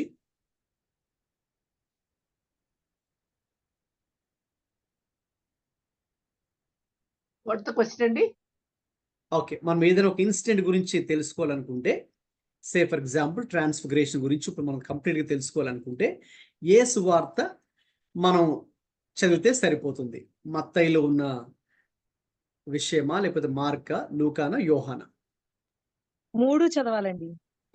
Actually yes, all 4 gospels, Mattayi, Marku, Luka, Yohan 4లో కూడా అందరూ కూడా ప్రభు గురించి రాశారు. కాబట్టి you need to read all the 4 gospels. So ఆ 4 సువార్తలు కూడా ఆ పర్టికులర్ ఇన్సిడెంట్ గురించి మనం చదివినప్పుడు మాత్రమే you will have a complete understanding. So ఏం జరిగిందో ఆ డీటెయిల్స్ అన్ని కూడా మరి మనకు చాలా స్పష్టంగా అర్థమవుతాయి. ఓకే, సో కాబట్టి ఈ ప్రత్యేకమైన ఇన్సిడెంట్ని కూడా మరి ఇప్పుడు మరి మనము ధ్యానం చేయబోతున్నాం. మీరు ఆ చిన్న వీడియో క్లిప్ చూశారు కదండి. యేసుక్రీస్తు ప్రభువారు తన 12 శిష్యుల్లో కొన్నిసార్లు గమనించండి, ఆయన కొన్ని విషయాలు వాళ్ళకి చెప్పడానికి మరి అందరి ముందు చెప్పేవారు కాదు. ఈ 3 శిష్యులకు కొన్ని ప్రాముఖ్యమైన విషయాలు తెలియజేసేవారు. సో ఈ 3 శిష్యులను కూడా మరి మనము inner circle of Jesus Christ అని పిలుస్తాం. యేసుక్రీస్తు ప్రభు శిష్యుల్లో ఉన్నటువంటి ఒక ఇన్నర్ సర్కిల్ అని పిలుస్తారు. సో అంటే ఇక్కడ ఏదో అంటే వీరు యేసు ప్రభుతో సన్నిహితంగా ఉన్నారు కాబట్టి, లేక వీరు కొన్ని విషయాలు గ్రహించడానికి వీళ్ళు కొంచెం పరిపక్వత చెందిన వారు కాబట్టి, అఫ్ కోర్స్ అలాగే చెప్పి వీళ్ళు పూర్తి దే ఆర్ నాట్ పర్ఫెక్ట్. ఎందుకంటే ఇక్కడ మనం చూస్తున్నాం అక్కడ వారిలో బలహీనతలు కూడా ఉన్నాయి. అయితే వీరు ప్రభుకి సమీపంగా సన్నిహితంగా ఉన్నారు కాబట్టి కొన్ని పరిస్థితుల్లో ప్రభువారు ఈ 3 మాత్రమే వెంట పెట్టుకొని కొన్ని విషయాలు వారికి చెప్పడం జరిగింది. అటువంటి సన్నివేశాలు ఒకటి ఈ రూపాంతరపు కొండ. మరి ఇక్కడ ఆయన ప్రార్థించడానికి ఆ కొండ ఎక్కినప్పుడు మనం చూసాం కదండి. సో శిష్యులు అయితే మరి వాళ్ళు అక్కడ మరి నిద్రపోతున్నట్టుగా మనం చూస్తున్నాం. అయితే ప్రభు అక్కడ ప్రార్థిస్తున్నప్పుడు ఒక్కసారిగా ఆయన ముఖము సూర్యుని వలె ప్రకాశించెను. మత్తయి సువార్త 17లో మొదటి 13 వచనాల్లో మనకు అదే కనిపిస్తుంది. ఆయన ముఖము సూర్యుని వలె ప్రకాశించెను. అలాగే ఆయన వస్త్రములు మరి వెలుగు వలె లేక హిమము కంటే తెల్లని వాయును అని చూస్తున్నాం. కాబట్టి ఒక్కసారిగా ఆయన యొక్క ముఖం మారిపోయింది. వస్త్రాలు తెల్లగా మరి దగదగా మెరిసిపోతూ ఉన్నాయి. అలాగే ఆయన కుడివైపున ఒకరు, ఎడవైపున ఒకరు ప్రత్యక్షమయ్యారు. వారెవరంటే ఒకవైపు మోషే, మరొక వైపు ఏలియాలు ప్రత్యక్షమయ్యారు. అలాగే వీళ్ళు ముగ్గురు కూడా కొన్ని విషయాలు మాట్లాడుకుంటూ ఉన్నారు. మరి ఆ విషయాన్ని ఒకసారి మనం పరిశీలిస్తే మోషే అలాగే ఏలియా ఎందుకు ప్రత్యక్షమయ్యారు అని ఆలోచిస్తే, పాత నిబంధనలో మరి మనకు ధర్మశాస్త్రం ఎవరి ద్వారా ఇవ్వబడిందండి? మోషే ద్వారా. అలాగే ఇశ్రాయేలు ప్రవక్తల్లో గొప్ప ప్రవక్తగా పరిగణించబడిన ప్రవక్త ఎవరు అంటే ఏలియా ప్రవక్త. కాబట్టి ఇటు మోషే, ఇటు ఏలియా, అంటే ధర్మశాస్త్రాన్ని రిప్రజెంట్ చేయడానికి మోషే, అలాగే ప్రవక్తలందరినీ కూడా రిప్రజెంట్ చేయడానికి ఏలియా. అంటే టోటల్గా ఓల్డ్ టెస్ట్మెంట్ పాత నిబంధన అంతటిని కూడా రిప్రజెంట్ చేయడానికి వీళ్ళిద్దరు కూడా ప్రత్యక్షమయ్యి వాళ్ళు ఏదో ఒక మాటలు మాట్లాడుకుంటూ ఉన్నారు. సంభాషణ, there is some conversation going on between them. ఏంటి ఆ సంభాషణ? అది మనకి ఎక్కడ కనిపిస్తుంది అంటే లూకాసు వార్తలో మనకు ఆ సన్నివేశం కనిపిస్తుంది. లూకాసు వార్త 9వ అధ్యాయము 31 మనం చదివితే అసలు వాళ్ళు ఏం మాట్లాడుకుంటున్నారు ఆ కొండ మీద, ముఖ్యంగా మోషే, ఏలియాలు ప్రత్యక్షమైనప్పుడు క్రీస్తు వాళ్ళు ఏం మాట్లాడుకుంటున్నారో మనం చూడొచ్చు. ఎవరైనా తీసి చదువుతారండి? లూకాసు వార్త. వారు మహిమతో అగపడి ఆయన యెరూషలేములో నెరవేర్చబోవు నిర్గమమును గూర్చి మాట్లాడుచుండిరి.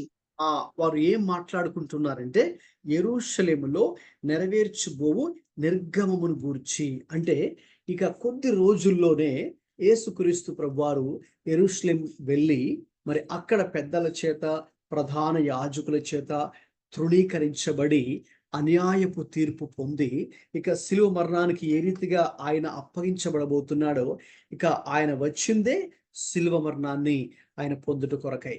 కాబట్టి ఆ ఉద్దేశాన్ని వాళ్ళు మాట్లాడుతున్నారు. చూడండి, వారు ఎందుకు మాట్లాడవలసి వచ్చిందంటే ఆల్రెడీ మనకు పాత నిబంధన నుంచి ఆదికాండం మొదలుకొని మలాకి వరకు కూడా యేసుక్రీస్తు గురించి పరోక్షంగా బైబిల్లో రాయబడింది. అలాగే యేసుక్రీస్తు యొక్క శిలువ గురించి పాత నిబంధనలోనే ప్రస్తావించబడింది. యేసుక్రీస్తు యొక్క మరణం గురించి, పునరుద్ధానం గురించి, ఆయన ప్రజలందరికీ చేయబోయే విమోచన కార్యం గురించి పాత నిబంధనలోనే ప్రస్తావించబడింది.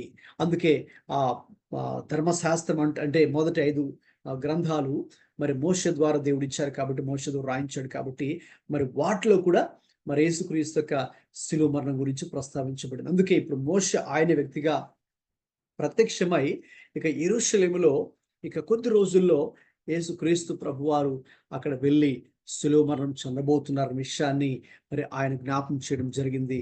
అలాగే ప్రవక్తలు కూడా మరి వాళ్ళందరూ కూడా మరి మెస్సయ్య రాబోతున్నాడు, మెస్సయ్య గురించి వాళ్ళందరూ కూడా ప్రవచనాత్మకంగా చెప్పారు.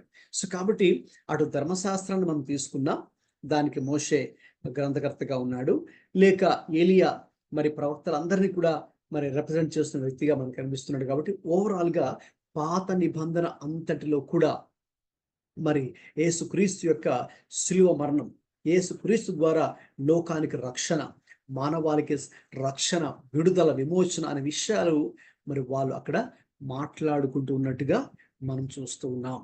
సో కాబట్టి అది it's a very very different experience. Yesu ప్రభువారు భూమి మీద ఉన్నప్పుడు ఎప్పుడు కూడా ఇటువంటి ఒక అనుభవాన్ని ఆయన కలిగి లేడు. శిష్యులు కూడా ఎప్పుడు కూడా దాన్ని వాళ్ళు చూడలేదు. గమనించండి. అయితే ఈ సన్నివేశాన్ని మనం చూస్తున్నప్పుడు ఇక్కడ ముఖ్యంగా మనము 3 విషయాలు మరి మనం నోటీస్ చేయాలి, లేక 3 సంగతులు మనం నేర్చుకోవాలి ఈ యొక్క రూపాంతర కొండ అనుభవం ద్వారా మనము 3 విషయాలు కొంచెం లోతుల్లో ధ్యానించాలి. ఏంటి అంటే నెంబర్ 1, ఇక్కడ స్లైడ్ మీద మీకు ఆల్రెడీ మెన్షన్ చేశాను. ఈ లూకాసు వార్త 9ని ఆధారం చేసుకొని 28-31 ఈ వచనాల్లో ప్రభు ఈ 3 శిష్యుల్ని ఎందుకు ఆ కొండ మీద తీసుకుని వెళ్ళారు అని ఆలోచిస్తే, the simple thing is they were very intimate Jesus.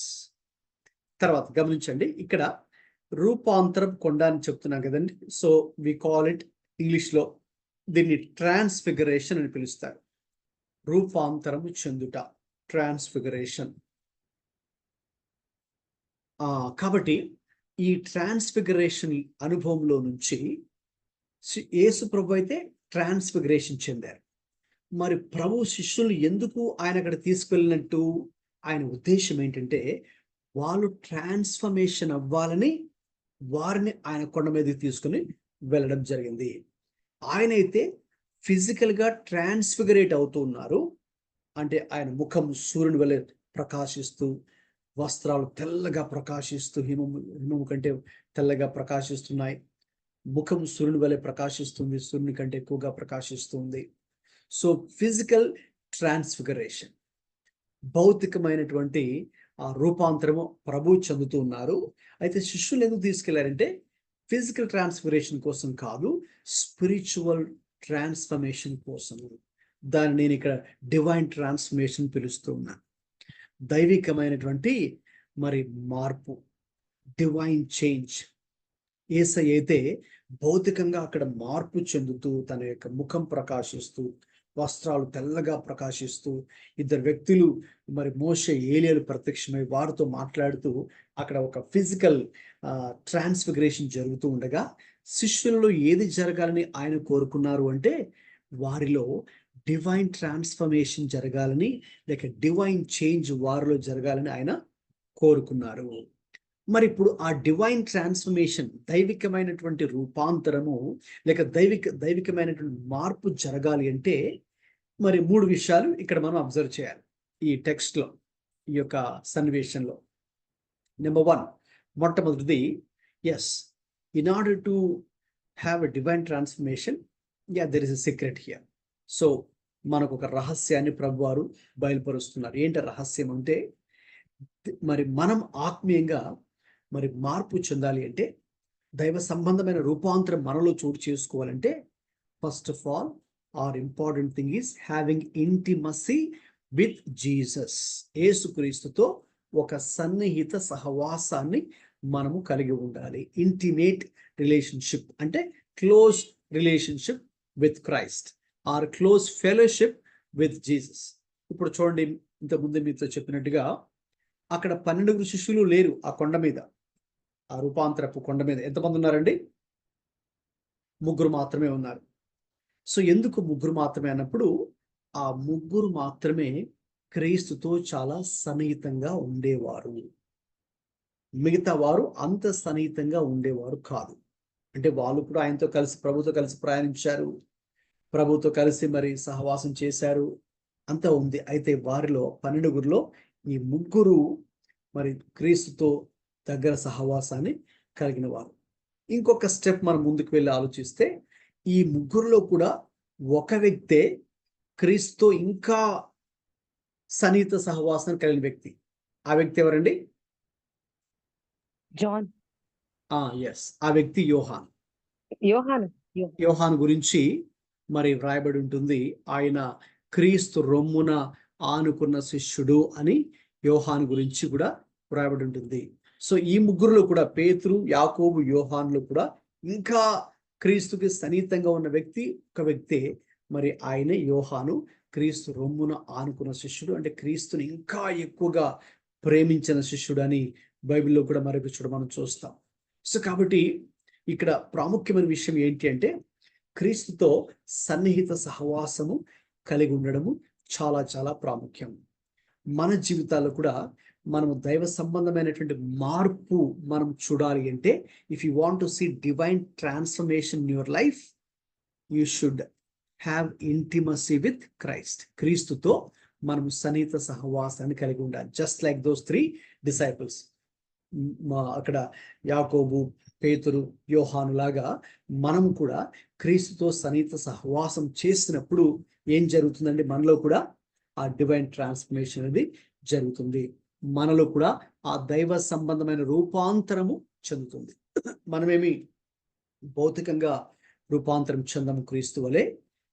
So ఆ రోజున ఆ కొండ మీద ఆయన ఫిజికల్ గా ట్రాన్స్ఫిగర్ అయ్యారు. ట్రాన్స్ఫిగరేషన్ భౌతికంగా ఆయన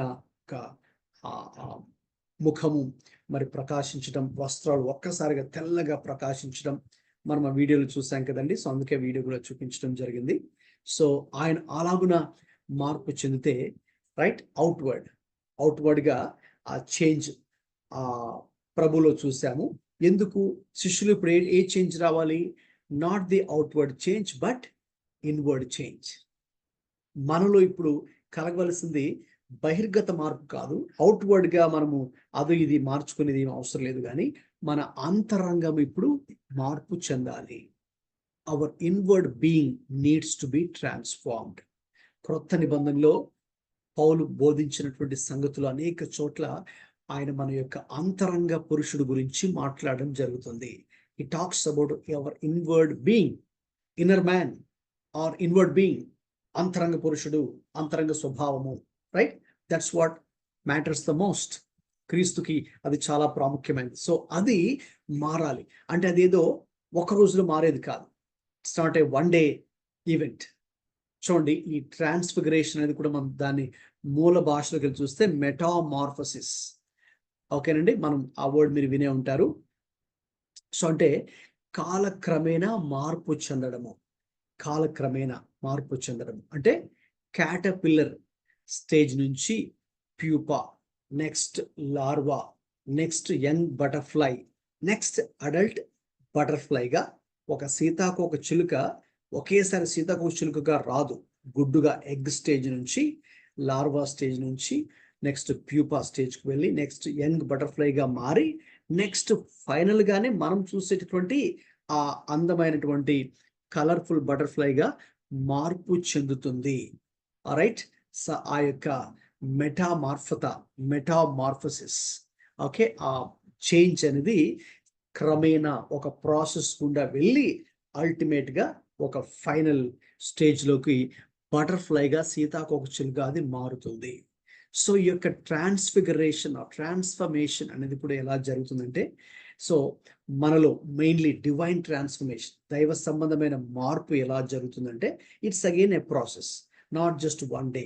మనము ఏదో ప్రభువుని అంగీకరించి బాప్తిసం తీసుకోగానే ఇక 100% మనలో ఆ డివైన్ ట్రాన్స్ఫర్మేషన్ రాదు. ఇంకా చెప్పాలంటే that's the day 1 of divine transformation. When you trust in the Lord and when you take baptism, ప్రభు యందు విశ్వాసం ఉంచి నీ పాపాలు ఒప్పుకొని బాప్తిసం తీసుకొని ఇక నీవు సంఘానికి వెళ్ళడం ప్రారంభిస్తే అది ఇక ఆ రోజుతో ప్రారంభమైందని అర్థం. అంతే నీలో డివైన్ ట్రాన్స్ఫర్మేషన్. అండ్ అప్పుడు ఇక ఇట్ గ్రోస్, అది ఇంకా ఎదుగుతూ ఉంటుంది. It's a process. ఇక ఎప్పటిదాకా అంటే టిల్ జీసస్ కమ్స్, క్రీస్తు వచ్చేంత వరకు, లేక మనము చనిపోయేంత వరకు, లేక మనం ప్రభు సన్నిధికి వెళ్ళేంత వరకు, లేక ప్రభువే ఆయన రాకడ జరిగేంత వరకు కూడా అది మనకి ఇంకా ఒక ప్రాసెస్ లాగా ఇది మనలో జరుగుతూ ఉంటుంది. సో కాబట్టి ఇంకా ప్రభువుని ఎంత ఎక్కువగా మనం ఆయనతో సహవాసం చేస్తూ ఉంటామో, ఎంత ఎక్కువగా ఆయనకి ఇంటిమేట్గా మనం మూవ్ అవుతూ ఉంటామో, అంత ఎక్కువగా మనలో ఆ యొక్క మార్పును మనం చూడగలము. So that's the first lesson we learn out of this event called the transfiguration. ఇక రెండో విషయానికి వద్దామండి. లూకాసు వార్త 9, ఆ టెక్స్ట్ ఓపెన్ చేసి ఉంచండి మీ బైబిల్లో. లూకాసు వార్త 9 32 నుంచి 35 వచనాలు మనం చదివితే, మనం ఇదివరకే వీడియోలు చూస్తున్నట్టుగా పేతురు ఎప్పుడైతే ఒక్కసారిగా ప్రభు యొక్క ముఖం మారిపోయిందో, ఆయన వస్త్రాలు మారిపోయాయో, ఒక్కసారిగా కుడివైపు ఒకరు మోషే, ఎడమవైపు ఇంకొక వ్యక్తి ఏలియా ప్రత్యక్షమయ్యి మరి వాళ్ళు క్రీస్తుతో మాట్లాడుతున్నారో, అది ఒక చాలా అద్భుతమైనటువంటి సన్నివేశంగా మరి పేతురు పరిగణించాడు. అంతే కదండి, ఎవరైనా ఆ ప్లేస్లో ఉంటే అది చాలా ఆశ్చర్యపోయేటటువంటి ఒక అనుభవం. వెంటనే మరి పేతురు వెళ్ళిపోయి ప్రభుతో, ప్రభువా మీరు ఓకే అంటే వెంటనే ఇక్కడ ఈ కొండ మీద మనం ఉండిపోదాం, ఇక్కడే సెటిల్ అయిపోదాం, చాలా బాగుంది, మీకు ఒక పర్ణశాల, మోషేకు ఒక పర్ణశాల, ఈయనకు ఒక పర్ణశాల నేను కట్టిస్తాను అని అతడు మాట్లాడుతున్నాడు. అతడు ఇంకా చెప్పాలంటే మాట్లాడుతుండగానే ఏం జరిగిందండి, వీడియోలు చూస్తారు కదా, ఒక మేఘము వారిని ఆవరించింది. ఒక మేఘం ఆవరించి ఆ మేఘంలో నుంచి ఒక స్వరం వచ్చింది. ఏంటి ఆ స్వరం అంటే, ఇదిగో ఈయన నా ప్రియ కుమారుడు, ఈయన మాట మీరు వినుడి అనే విషయాల్ని అక్కడ మనం చూస్తాం. ఆ మేఘంలో నుంచి అదే మాట, ఇదిగో ఈయన మాట మీరు వినుడి. ముఖ్యంగా లూకాసు వార్త 9:35 మనం చూస్తే 34 అతడు ఇలాగ మాట్లాడుచుండగా మేఘం ఒకటి వచ్చి వారిని కమ్మెను. వారు ఆ మేఘంలో ప్రవేశించినప్పుడు శిష్యులు భయపడ్రి. మరియు ఈయన నేను ఏర్పరచుకున్న నా కుమారుడు, ఇక్కడ కింద ఫుట్ నోట్స్ లో నా ప్రియ కుమారుడు అని ఉంటుంది, ఈయన మాట వినుడని ఒక శబ్దము ఆ మేఘంలో నుండి పుట్టెను. ఇక ఆ శబ్దం వచ్చిన తర్వాత యేసు మాత్రమే అగపెడెను. యేసు మాత్రమే అగపెడెను. ఇంక వెంటనే మోషే గాని ఏలే గాని వారికి లేరు. యేసు మాత్రమే అగపెడెను. గమనించండి, ఇక్కడ ఒక విషయాన్ని ఇక్కడ నేను మీతో పంచుకోబోతున్నాను. దైవికమైన మార్పు వారిలో కలగాలని శిష్యుల్ని ఆయన ఆ కొండ మీదకి ఆ రోజు తీసుకుని వెళ్ళారు. అయితే అక్కడ ఒక ఆటంకం ఉంది. దైవికమైన మార్పు వారిలో కలగకుండా ఒక ఆటంకం ఉంది. ఏంటి ఆ ఆటంకము అంటే, పేతురులో మనం చూసాం కదా, పేతురు మాట్లాడాడు. ఇదే ముందు సన్నివేశం మనం చూస్తే పేతురు చక్కగా మాట్లాడారు. మీరు నా గురించి ఏమనుకుంటున్నారంటే, దేవానికి సజీవుడు అయిన దేవుని కుమారుడైన క్రీస్తు అని పేతురు చక్కగా స్పందించాడు. ప్రభువారు కూడా చక్కగా పేతురుని అభినందించాడు. పేతురు, ఇది నీ వలన కలిగింది కాదు, తండ్రిని నీకు బయలుపరిచాడు కాబట్టి నువ్వు ఇలాగ మాట్లాడుతున్నావు, మంచిదని అక్కడ ప్రభువారు పేతురుని అభినందించారు. సో నెక్స్ట్ ఫ్యూ డేస్ లోనే, ఆల్మోస్ట్ 1 వీక్ గ్యాప్ లోనే ఈ సన్నివేశం జరిగింది ఆయన చెప్పిన తర్వాత. సో మళ్ళీ ఇక్కడైతే అతడు సరిగ్గా స్పందించట్లేదు. Is not responding well correctly. So ఇక్కడ I see there is spiritual dullness or spiritual drowsiness, ఆత్మీయ స్పిరిచువల్ బ్లైండ్నెస్ అని కూడా చెప్పచ్చు, ఆత్మీయ అంధత్వము. మనం కూడా దైవ సంబంధమైన మార్పు చెందకుండా ఆత్మ సంబంధమైనటువంటి అంధత్వము, గురుడితనము మనల్ని కూడా కొన్నిసార్లు ఆవరిస్తుంది. ఏంటది ఇంకా స్పెసిఫిక్గా క్లియర్గా చెప్పాలి అంటే, it's nothing but worldly thinking, లోకానుసారంగా ఆలోచించడం. ప్రజలు ఎలాగైతే ఆలోచిస్తారో, అన్యులు, దేవుని ఎరగని వాళ్ళు లేక నామకార్థ క్రైస్తవులు ఎలాగ మాట్లాడుతూ ఎలాగ ఆలోచిస్తూ ఉంటారో, అలాగ మనం కూడా లోకస్తులలాగా మాట్లాడడం, లోకస్తులలాగా ప్రవర్తించడం అనేది ఆత్మీయ అంధత్వంతో సమానము. ఇక అది ఉన్నప్పుడు, ఆ ఆత్మీయ దృఢతనం మనలో ఉన్నప్పుడు, ఇక మనకి ఇంకా దేవుని విషయాలు మనకు అర్థం కావు, దేవుని ఉద్దేశాలు మనకు అర్థం కాదు, దేవుని చిత్తాన్ని మనం గ్రహించలేం. ఇక దీంతోనే మన మైండ్ అంతా కూడా ఆక్యుపై అయిపోయి ఉంటుంది. కాబట్టి ఇక మనం ఏది ఆలోచించాలో, ఏది చేయాలో, ఇంకా ఆ దిశ గుండానే ప్రయాణం చేస్తూ ఉంటాం. అయితే అది ప్రమాదకరమైంది. అందుకే వెంటనే ఇక్కడ ఒక విధంగా చెప్పాలంటే, పేతుర్ని మరి డైరెక్ట్గా ప్రభు గద్దించకుండానే ఇండైరెక్ట్గా మరి వచ్చినట్టు మాట ఏంటంటే, ఈయన మాట మీరు వినండి, తండ్రి అయిన దేవుడు ఆకాశం నుంచి చెప్తున్న మాట. కాబట్టి వెంటనే ఇంకా వాళ్ళు ఏం చేశారు, ఆ స్వరం వచ్చిన వెంటనే మనం కనుక చూస్తే, వారు కొండ దిగి వచ్చుండగా, మనుష్య కుమారుడు మృతులో నుంచి లేచి వరకు దర్శనం మీరు ఎవరితో చెప్పకూడని యేసు వారికి ఆజ్ఞాపించను. ఇక తర్వాత యేసు ప్రభువారికి వాళ్ళతో మాట్లాడుతూ వస్తున్నారు కొన్ని విషయాలు. అంటే పేతురు చెప్పిన దానికి ప్రభువారు అంగీకరించలేదు.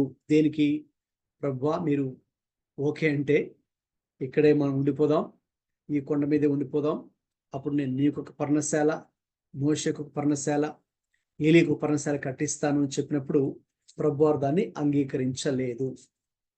ఈ రిజెక్టెడ్ నవే. ఎందుకంటే గమనించండి, ప్రభువారు వచ్చింది ఆ యొక్క హెర్మోను పర్వతం మీద ఉండిపోవడానికి కాదు, అక్కడ పర్ణశాలలు కట్టుకొని అక్కడ నివాసం ఉండడానికి కాదు, కానీ ఇంకొక కొండ ఉంది. ఆ కొండ పేరు గొల్గోతా లేక కల్వరి. ఆ కొండ మీద తన ప్రాణాన్ని అందరికీ అర్పించడానికి యేసుక్రీస్తు ప్రభువారు పంపబడ్డారు. అదే మోషే జ్ఞాపం చేశాడు, అలాగే ఏలియా కూడా జ్ఞాపం చేశాడు. వాళ్ళు ముగ్గురు కూడా అదే మాట్లాడుకుంటూ ఉన్నారు. యెరూషలేములో జరగబోయే నిర్గమము గురించి, యెరూషలేములో జరగబోయే క్రీస్తు యొక్క మరణం గురించి, శిలువ మరణం గురించి మాట్లాడుకుంటున్నారు. వాళ్ళు దాని గురించి మాట్లాడుతుంటే పేతురు మధ్యలో వచ్చి, ప్రభువా మీరు ఓకే అంటే ఇక్కడే ఉండిపోదాం, ఈ కొండ మీదే, ఇక్కడ మీకు ఒక పర్ణశాల, ఆయనకు ఒక పర్ణశాల, ఈయనకు ఒక పర్ణశాల కట్టించేస్తాను అని అంటూ ఉన్నాడు. అంటే దేవుని ఉద్దేశాలు పేతురు ఇక్కడ గ్రహించడం లేదు. అతనిలో ఆత్మీయ అంధత్వం ప్రవేశించింది, ఆత్మీయ గురుడితనము ఉన్నది. ఏంటి? లోకానుసారంగా ఆలోచించే విధానం, ప్రజలు ఆలోచించే విధానాన్నే అతడు కూడా అనుకుంటున్నాడు. కానీ అసలు ఎందుకు యేసుక్రీస్తు ప్రభువారు పంపబడ్డారో ఆ దేవుని ఉద్దేశాలు గ్రహించలేకపోతూ ఉన్నాడు. అదే ప్రమాదం. సో కాబట్టి యేసు ప్రభువారు పంపబడింది ఆయన ఎందుకు, ఆయన ఆ కొండ మీద ఉండిపోవడానికి కాదు, కానీ ఆయన వేరొక కొండ, అదే గొల్గొతా లేక కల్వరి. సో ఆ కొండ మీద ఆయన ఉండి మరి తన యొక్క ప్రాణాన్ని అర్పించడానికి ఆయన వచ్చి ఉన్నారు. గమనించండి. సో కాబట్టి మనం కూడా ఆత్మీయంగా ఎదగకుండా ఉండడానికి, మరి ఆత్మీయ అంధత్వం అంటే దైవికమైన మార్పు మనలో జరగకుండా, డివైన్ ట్రాన్స్ఫర్మేషన్ జరగకుండా ఉండడానికి ఆత్మీయ అంధత్వం, గురుడితనం ఒకవేళ ఉందేమో మనం పరీక్షించుకోవాలి. మనం కూడా లోకస్తులలాగా ఆలోచిస్తూ, లోకస్తుల్లాగా ప్రవర్తిస్తున్నామేమో ఒకసారి మనం ఆలోచించుకోవాలి. నిజంగా దేవుని యొక్క ఉద్దేశాల్ని, దేవుని చిత్తాన్ని మన జీవితంలో గ్రహిస్తున్నామా లేదా అనే దాని మీద మనం కూడా దృష్టి పెట్టాలి. అందుకే ప్రభువారు ఆ రోజు వారిని ఆ కొండ మీదకి తీసుకుని వెళ్ళడం జరిగింది. ఇక చివరిగా 3వ విషయంలోకి వెళ్దామండి. ఎవరైనా దయచేసి లూకాసు వార్త 9:23 వాక్యం చదవండి. 9:23. మరియు ఆయన అందరితో ఇట్లనెను, ఎవడైనను నన్ను వెంబడింపగోరిన ఎడల తను తాను ఉపేక్షించుకొని ప్రతిదినము తన సిలువను ఎత్తుకొని నన్ను వెంబడింపవలెను. గమనించండి, ఇది మీరు కనుక గమనిస్తే ఆయన శిష్యులను వెంట పెట్టుకుని కొండకు వెళ్ళడానికంటే ముందుగా చెప్పినటువంటి మాటలు ఇవి. చాలా ప్రాముఖ్యమైన మాటలు ఇవి. ఎవడైనను నన్ను వెంబడింపగోరిన ఎడల తను తాను ఉపేక్షించుకొని ప్రతిదినము తన సిలువను ఎత్తుకొని నన్ను వెంబడింపవలెను. కాబట్టి ఒక విధంగా చెప్పాలంటే యేసు ప్రభువారు ఈ భూమి మీదకి పంపబడింది ఎందుకంటే ఆయన సిలువను ఎత్తుకొని మనందరి కొరకై ఆయన ఆ యొక్క కల్వరి కొండ మీద ఆయన మరణించడానికి, దేవుని మనందరికీ విమోచన అనుగ్రహించడానికి, పాప క్షమాపణ అనుగ్రహించడానికి ప్రభువారు పంపబడ్డారు. అలాగే ఇక మనం ఆయన అడుగుజాడలను వెంబడించాలంటే కూడా మనకు కూడా సిలువ అనేది కామన్. అయితే ఆయన సిలువ మనం మోయాల్సిన అవసరం లేదు ఇప్పుడు. అయితే మనకంటూ ఒక సిలువ ఉంది. అందుకే ప్రతిదినము తన సిలువను ఎత్తుకొని ప్రతిరోజు ఆయన వెంబడించాలని ఇక్కడ రాయబడింది. కాబట్టి దైవికమైన మార్పు మనలో జరగాలి అంటే, if you want experience divine transformation, there is a way, there is only one way. ఏంటి ఆ వే, ఏంటి ఆ మార్గం అంటే అదే సిలువ మార్గము. That is the way of the cross. కాబట్టి ప్రభు మన ఎదుట ఉంచినటువంటి మార్గం ఏంటి అంటే, మన జీవితాల్లో దైవికమైన మార్పు జరగడానికి మన ఎదుట ఆయన సిలువను పెట్టాడు. సిలువ అని దేని గుర్తు? ఇంకా చెప్పాలంటే సిలువ అనేది ఆయన మోసిన సిలువ కాదు. ఆయన మోసిన సిలువ మనం మోయాల్సిన అవసరం లేదు. అయితే ప్రతి ఒక్కరికి ఆయన మనకి ఎదుట ఒక సిలువను ఉంచడం జరిగింది. సిలువ అనేది మరి అవమానానికి గుర్తు. సిలువ అనేది రిజెక్షన్కి, తృణీకారానికి, అవమానానికి, నిందకి అది సాదృశ్యం. అయితే ఇప్పుడు ఈ వాక్యం ఒకసారి చదివితే మనం 9:23లో లూకాసు వార్త, ఎవడైనను నన్ను వెంబడింపగోరిన ఎడల తను తాను ఉపేక్షించుకొని ప్రతి దినము తన సిలువను ఎత్తుకొని నన్ను వెంబడింపవలెను. ఆ వచనంలో 3 విషయాలు ఉన్నాయండి. ఒకటి, తనను తాను ఉపేక్షించుకొని అంటే డెత్ టు సెల్ఫ్. మన యొక్క నా అనే పాప స్వభావానికి మనము చనిపోవాలి. మన స్వయాన్ని మనం దాన్ని తీసివేసుకోవాలని అర్థం. రెండవది, ప్రతిదినము చూసారు ఈ మాట మనకు మత్తయిలో లేదు, మార్క్లో కూడా లేదండి, లూకా సువార్తలో మాత్రమే ఈ వర్డ్ ఎవ్రీడే అనేది యాడ్ చేయడం జరిగింది. And it's very important. అది చాలా ప్రాముఖ్యమైన మాట. ఎందుకంటే క్రీస్తుని వెంబడించడం అనేది ఏదో సంవత్సరానికి ఒక్కసారో లేక ఫెస్టివల్స్ అప్పుడు, పండుగలప్పుడో, అకేషన్స్ అప్పుడు కాదు కదండి. క్రైస్తవ జీవితం అనేది, సో నేను ఇప్పుడు చెప్తుంటాను, క్రైస్తవ జీవితము మరి అనుదిన జీవితం. Christian life is everyday life. అది మనకి ఆదిమ సంఘస్థులు జీవించి మనకు చూపించారు. అంటే అందుకే నేను కూడా చెప్తుంటాను, ఆదిమ సంఘస్థులు ఆదిమ క్రైస్తవులు అనుదిన క్రైస్తవులు అని చెప్తూ ఉంటారు. So early Christians are everyday Christians. ఎందుకంటే వారు ప్రతిదినం కూడా వారు ప్రభుతో సహవాసం చేశారు, ప్రతిదినం వారు ప్రార్థించారు, ప్రతిదినం కూడా వారు ప్రభు యొక్క చిత్తాన్ని తమ జీవితాలు చేసిన వారు. సో కాబట్టి మన యొక్క ఆత్మీయ జీవితం అనేది ప్రతి దినముతో ముడిపడి ఉన్నది. సో దట్ ఈస్ వై, అందుకే ఆ పదము ప్రతి దినము, ఎవ్రీడే అనే పదం అక్కడ మనకు లూకా సువార్తలో మాత్రమే అక్కడ పర్టికులర్గా మెన్షన్ చేయడం జరిగింది. సో ప్రభువారు దాన్ని చెప్తూ ప్రతిదినము తన సిలువను ఎత్తుకొని నన్ను వెంబడించవలెను. అంటే దీని అర్థం ఏంటంటే, నేను ఇప్పుడే చెప్పినట్టుగా సిలువ అనేది మనకు అవమానానికి, తృణీకారానికి అది గుర్తుగా ఉన్నదని.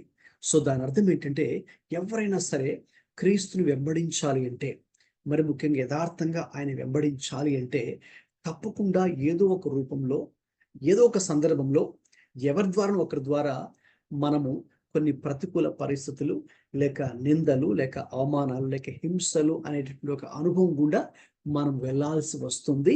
దానికి మనము సిద్ధపడి ఉండాలి. వాటిని ఎదుర్కొని ఫేస్ చేస్తూ కూడా మనం క్రీస్తుని వెంబడించడానికి సిద్ధంగా ఉండి మన మనస్సులను సిద్ధపరచుకోవాలి అనే ఒక ఉద్దేశంతో ప్రభువారు ఆ మాట చెప్పడం జరిగింది. కాబట్టి మనం క్రీస్తుని వెంబడించే క్రమంలో, క్రీస్తు భక్తి చేసే విషయంలో, క్రీస్తుకి మరి మన సువార్త ప్రకటిస్తున్నప్పుడు కావచ్చు, క్రీస్తు కొరకు జీవిస్తున్నప్పుడు కావచ్చు, ఖచ్చితంగా ఏదో ఒక సందర్భంలో మనకు కొన్ని ప్రతికూల పరిస్థితులు ఎదురవుతుంటాయి. అందుకే పౌలు తిమోతికి రాస్తూ 2వ తిమోతి పత్రిక 3:12 ఆయన ఒక మాట చెప్పారు. 2వ తిమోతి 3:12 నేను చెబుతున్నాను, వినండి. పౌలు చెప్పిన మాట ఏంటంటే, క్రీస్తు యేసునందు సద్భక్తితో బ్రతుకను ఉద్దేశించు వారందరూ హింస పొందుదురు అని ఆయన చెప్పారు.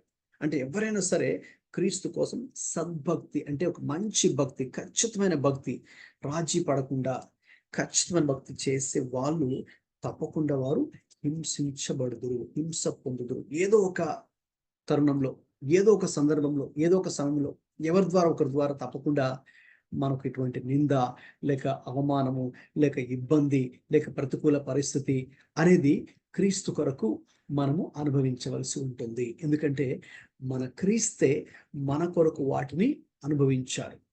అందుకే ప్రభువారు యోహాను సువార్త 15లో చెప్పారు, లోకము నన్ను ద్వేషించింది కాబట్టి లోకం మిమ్మును కూడా ద్వేషిస్తుంది. అంటే మిమ్మును ద్వేషించడానికంటే ముందుగా లోకం నన్ను ద్వేషించింది అని ఆయన చెప్పారు. ఇప్పుడు మనం ఆయన వెంబడిస్తున్నాం, క్రీస్తుని అనుసరిస్తున్నాం కాబట్టి ఆయనే ద్వేషించినప్పుడు ఇక తప్పకుండా ఆయన అనుసరించే వారిని, క్రైస్ట్నే వాళ్ళు అవమానించినప్పుడు, అందుకే క్రిస్టియన్స్ని చాలాసార్లు చాలా దేశాల్లో కూడా నిష్కారణంగా, అంటే ఏ కారణం లేకుండానే క్రైస్తవులు అంటేనే వారిని ద్వేషించడం, వారి మీద పగబట్టడం, వారి మీద కక్ష కట్టడం, లేకపోతే వాళ్ళని తక్కువ చేసి మాట్లాడడం, వాళ్ళని కించపరిచి ఇది చేయడం, వాళ్ళని హింసించడం, వారి మీద దాడి చేయడం, ఇవన్నీ కూడా రైట్. ముఖ్యంగా ప్రస్తుత కాలంలో మీరు వింటూ ఉంటారు, చూస్తూ ఉంటారు. చాలా దేశాలు, మన దేశంలో కూడా మరి అటువంటి సంఘటనలు చాలా చోట్ల, నార్త్ ఇండియాలో కానీ ఈ మధ్య సౌత్ ఇండియాలో కూడా క్రైస్తవుల మీద దాడులని, ఇవన్నీ ఎందుకంటే మనం ఏదో నేరం చేసామని కాదు, just because of that name Christian, మనం క్రైస్తవులు అనే ఒకే ఒక్క కారణం చేత మరి వారిని హింసించడం జరుగుతూ ఉంటుంది. కాబట్టి ప్రభు చెప్పిన మాట ఏంటంటే, ఆ రోజు ఆ రూపాంతర కొండ మీద శిష్యులు తీసుకుని వెళ్ళినప్పుడు, ఇదిగో మీ జీవితాల్లో కూడా ఈ యొక్క దైవికమైనటువంటి మార్పు జరగాలి అంటే దానికి ఒకే ఒక మార్గం ఉన్నది, అదే శిలువ మార్గము. మరి దాన్ని వెంబడించడానికి మీరు సిద్ధంగా ఉండాలి. కానీ ప్రభువారు ఇక వెంటనే మనం చూస్తాము, వాళ్ళు ఇంకా ఆయన కొండ దిగుతూ కూడా వెంటనే ఆయన చెప్పినటువంటి మాట ఏంటంటే, సరే మనం ఇంకా వెళ్ళాలి, మనం ఇంక యెరూషలేంకి వెళ్ళవలసి ఉంది, అక్కడ మనుష్య కుమారుడు ప్రధాన యాజకుల చేతను పెద్దల చేతను ఇక అప్పగించబడి అవమానానికి గురి అయ్యి మరి ఆయన ఇక శిలువ మరణానికి అప్పగించబడవలసి ఉన్నది. అంటే ఏ విషయాన్ని ప్రభువారు ఇక్కడ చెప్తున్నారో అదే ఇక తన జీవితంలో కూడా జరగబోతోంది. కాబట్టి మీరు కూడా దాన్ని దృష్టిలో ఉంచుకొని మరి నేను పంపబడింది ఆ ఉద్దేశం కొరకే, కాబట్టి మీరు దాన్ని మర్చిపోకూడదు, ఎందుకంటే అది చాలా ప్రాముఖ్యమైన విషయం అని ప్రభువారు చెప్పారు. సో కాబట్టి ఈ సన్నివేశం చాలా ప్రాముఖ్యమైనదండి. ప్రభువారి జీవితంలో చోటు చేసుకున్న అనేక సంఘటనలలో ఈ రూపాంతరపు అనుభవము, ద ట్రాన్స్ఫిగరేషన్ అనేది చాలా ప్రాముఖ్యం. సో ఇక్కడ ఈ రెండు పదాలు మీరు చూస్తున్నారు, ట్రాన్స్ఫిగరేషన్ అండ్ ట్రాన్స్ఫర్మేషన్. సో యేసయ్య అయితే భౌతికంగా రూపాంతరం చెందారు. ఇక మనము లేక శిష్యులు భౌతికంగా రూపాంతరం చెందక్కర్లేదు, ఆత్మీయముగా మార్పు చెందాలని ఆయన కోరుతూ ఉన్నారు. డివైన్ ట్రాన్స్ఫర్మేషన్ లేక డివైన్ చేంజ్ అని మనలో జరగాలి. ఆయనది భౌతికమైంది. ఓకేనండి, ద ట్రాన్స్ఫిగరేషన్ రూపాంతరం చెందడం భౌతికంగా, అంటే ముఖం తెల్లగా ప్రకాశించింది, ఆయన వేసుకున్న వస్త్రాలు హిమం కంటే తెల్లగా ప్రకాశించాయి.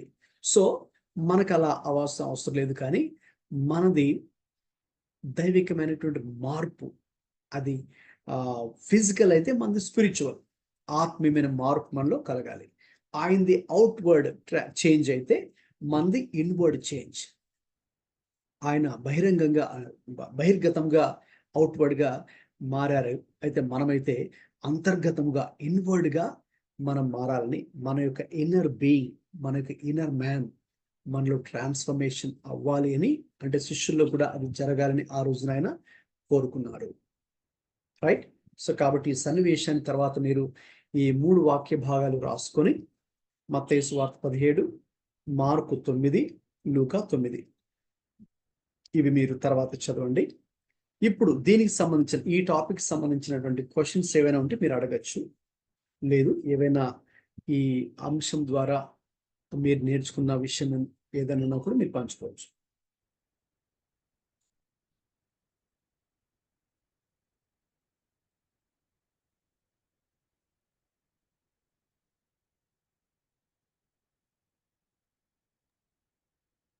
ప్రైజ్ లార్డ్ పాస్టర్ గారు. మామూలుగా మరి రూపాంతరం చెందడం అంటే యేసుప్రభు రూపాంతరం చెందారని మామూలుగా చదివినప్పుడు బైబిల్ చదివినప్పుడు ఆయన జస్ట్ కనపడ్డారు అలా అనుకున్నాం, కానీ మరి ఇంత డెప్త్ గా ఉండిద్ది ఇందులో అర్థం అనేది ఈ రోజే నేను తెలుసుకున్నాను. దాన్ని బట్టి దేవుని స్తుతిస్తున్నాను. మీకు ప్రత్యేకమైన వందనాలు. డౌట్స్ ఏమి లేవు. It is the same thought, Pastor, that came to me. No, that the transfiguration and transformation, that very in-depth way you explained it, I really liked it. And I was asking the Lord, teach me what it is to have the transformation of my life minute by minute, because that's what God wants from me. Yes. The way you explained it. Yes అండి, yes. అవునండి, మనందరిలో కూడా దేవుడు expect చేసేది, ఆశించేది కూడా ఈ transformation very much. ఎందుకంటే ఆ రోజుల్లో 3 శిష్యులు కూడా వాళ్ళలో అంటే పూర్తిగా అది లేదు. Although they were close to Jesus, యేసు ప్రభు వారికి వారి సన్నిహితంగా ఉన్నప్పటికీ కూడా, బట్ స్టిల్ సో ఆయన ఆశిస్తున్నటువంటి ఆ యొక్క దైవిక మార్పు అయితే వారు లేదు. అందుకైతే చాలా స్పష్టంగా మనకు కనిపిస్తుంది, పేతురు అలా మాట్లాడుతున్నారు. ఇంకా సో ఆయన he is thinking of outward things or physical things. పేతురు, ప్రభు అయితే మన యొక్క అంతరంగం గురించి మాట్లాడుతున్నారు, మన యొక్క అంతరంగం మార్పు చెందడం గురించి మాట్లాడుతున్నారు. సో అవి చాలా స్పష్టంగా ప్రభు తెలియచేశారు. అండ్ బై ద వే, పేతురు బహుశా ఆయన అక్కడ అలా మాట్లాడారు. తర్వాత ఆయన కొండ దిగుతూ వస్తున్నప్పుడు ప్రభువారు ఆయన మనం ఇంకా యెరూషలేం వెళ్ళవలసి ఉంది, మరి ఇందు నిమిత్తం నేను పంపబడ్డాను, మరి అక్కడ మరి ప్రధాన యాజకులు వారందరికీ నన్ను మరణానికి అప్పగిస్తారు అని చెప్పిన తర్వాత, I think the lord has began working in his heart. తన హృదయంలో దేవుడు కార్యం చేయడం ప్రారంభించాడు. అందుకే చూడండి, ఆయన అనేక సంవత్సరాల తర్వాత ఆ అనుభవాన్ని ఆయన మర్చిపోలేదు. మర్చిపోకుండా పేతురు రాసి ఆయన 2 పత్రికల తర్వాత రాశారు పేతురు గారు. ఆ 2వ పత్రికలో ఈ ఇన్సిడెంట్ ని జ్ఞాపకం చేశాడు. ఒకసారి చూడండి ఎవరైనా. పేతురు రాసిన 2వ పత్రిక 1వ అధ్యాయం 18వ వచనం. 2 Peter chapter 1 verse 18.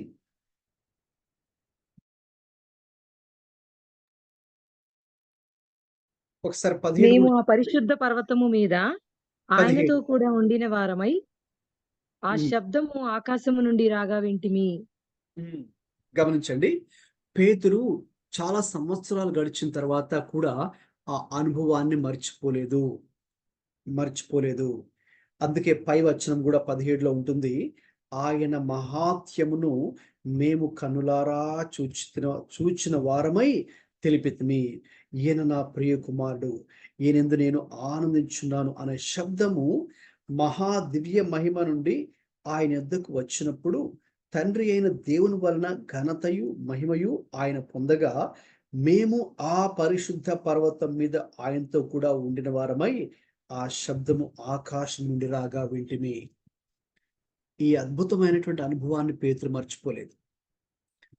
అక్కడ అలా మాట్లాడినప్పటికీ కూడా తర్వాత ప్రభువు మరి అతనికి ఆ సన్నివేశాన్ని వివరిస్తూ కిందకి దిగి వస్తుండగా వాళ్ళకి వివరిస్తూ ఉన్నప్పుడు తన హృదయంలో ఆ యొక్క దైవికమైన మార్పు అనేది అది చోటు చేసుకోవడం ప్రారంభించింది కాబట్టి అది ఇంకా అలాగ అతడు కొనసాగాడు. కాబట్టి ఆ ట్రాన్స్ఫర్మేషన్ లో అనేక సంవత్సరాల తర్వాత కూడా దాన్ని మర్చిపోకుండా ఆ రోజు ఈ పత్రిక రాస్తున్నప్పుడు ఈ సన్నివేశాన్ని కూడా జ్ఞాపకం చేసుకుని ఆయన రాసిన ఈ 2వ పత్రికలో దీన్ని మెన్షన్ ఎందుకు చేశారనుకుంటున్నారంటే మేము కన్నులారా ఆయన మహిమను చూచాం, ఆయన ఎవరో మేము తెలుసుకున్నాం, మా యొక్క కన్నులారా మేము చూచాం, మా చెవులారా మేము విన్నాం.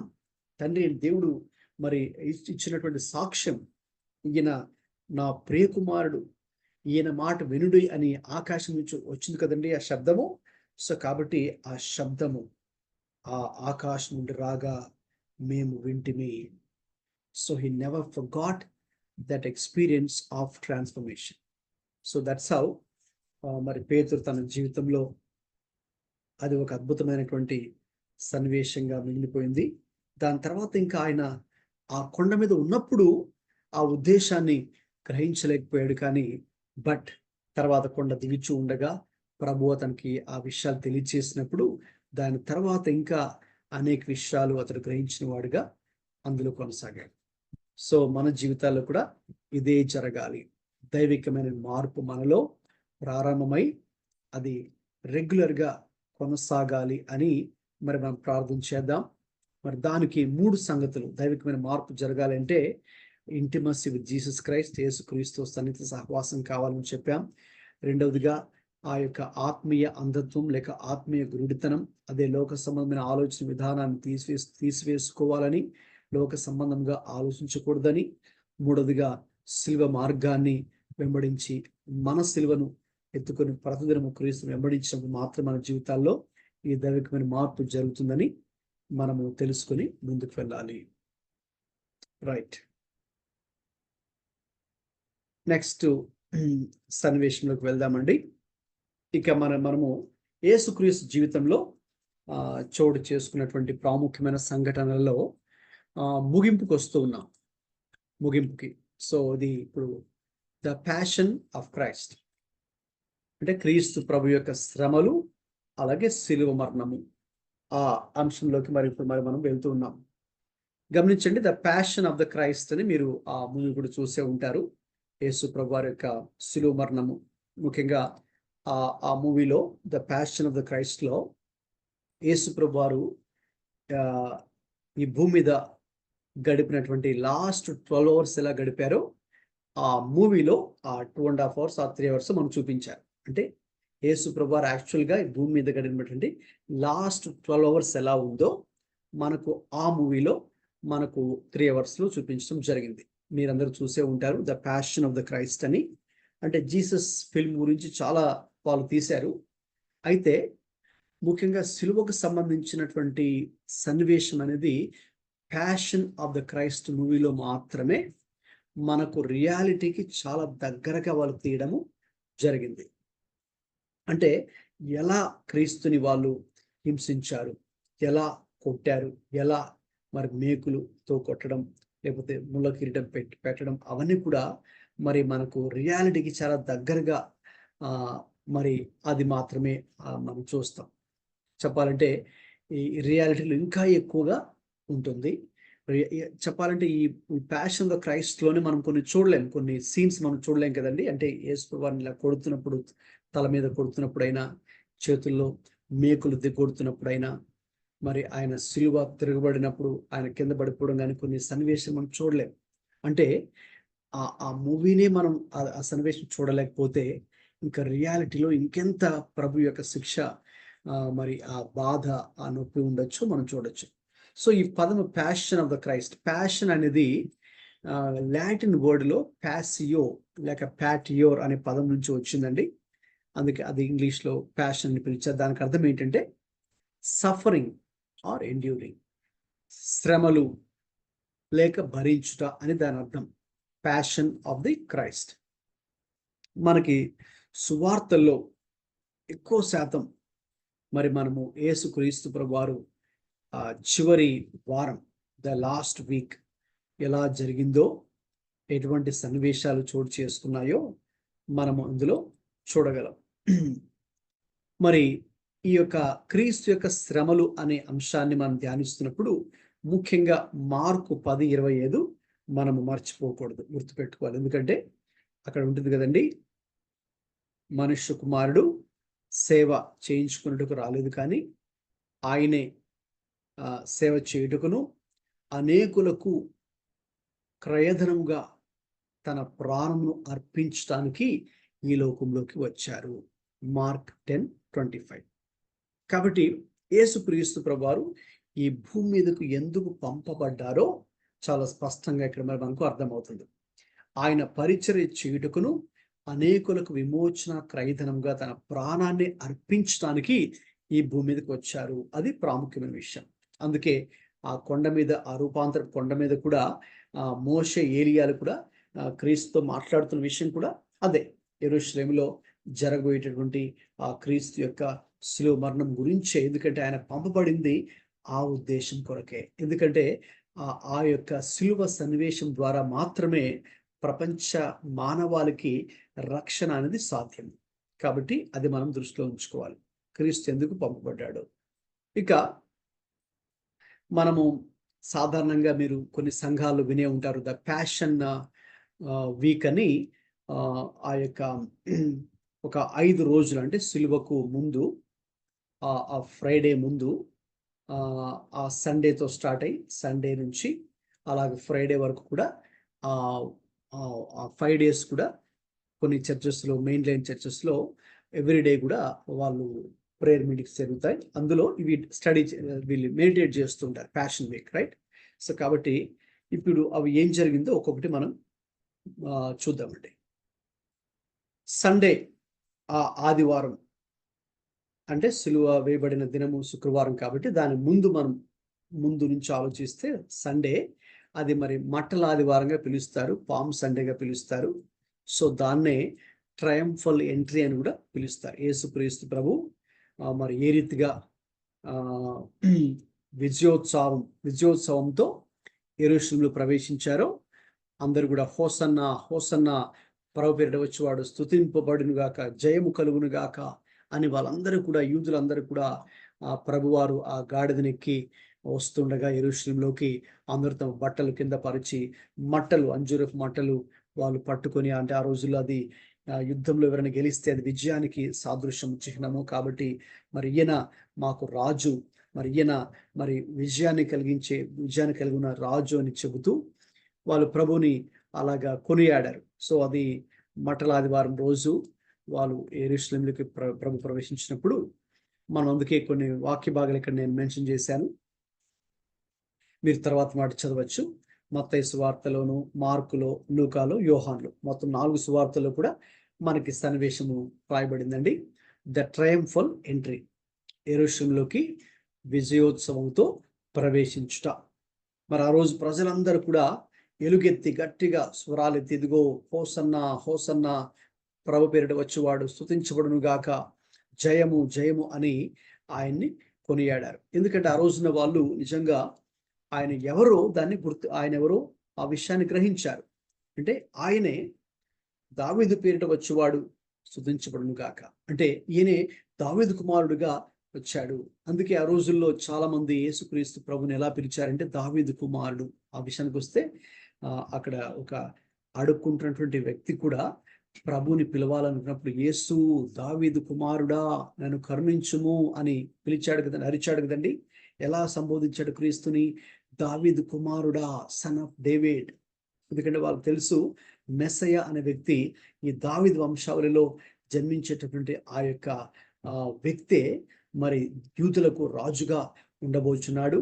ఆ యూదులను పరిపాలించేవాడు అతనే, లేక యూదులను విమోచించేవాడు, బానిసత్వంలో నుంచి విమోచించేవాడు. మరి ముఖ్యంగా ఆ రోజుల్లో యూదులందరూ కూడా రోమీల పరిపాలనలో ఉండేవారు. రోమీలు చాలా క్రూరులు, వారు చాలా భయంకరంగా మరి వీరిని మరి చిత్రహింసలు పెడుతూ అనేక రకాలుగా అధిక సుంకాలు వీరి దగ్గర వసూలు చేస్తూ ఉండేవారు. కాబట్టి చాలాసార్లు వీళ్ళు తిరగబడ్డారు. అయితే వీళ్ళది సంఖ్య తక్కువ ఉంది కాబట్టి వీళ్ళు ఎక్కువగా ఏమీ చేయలేకపోయారు.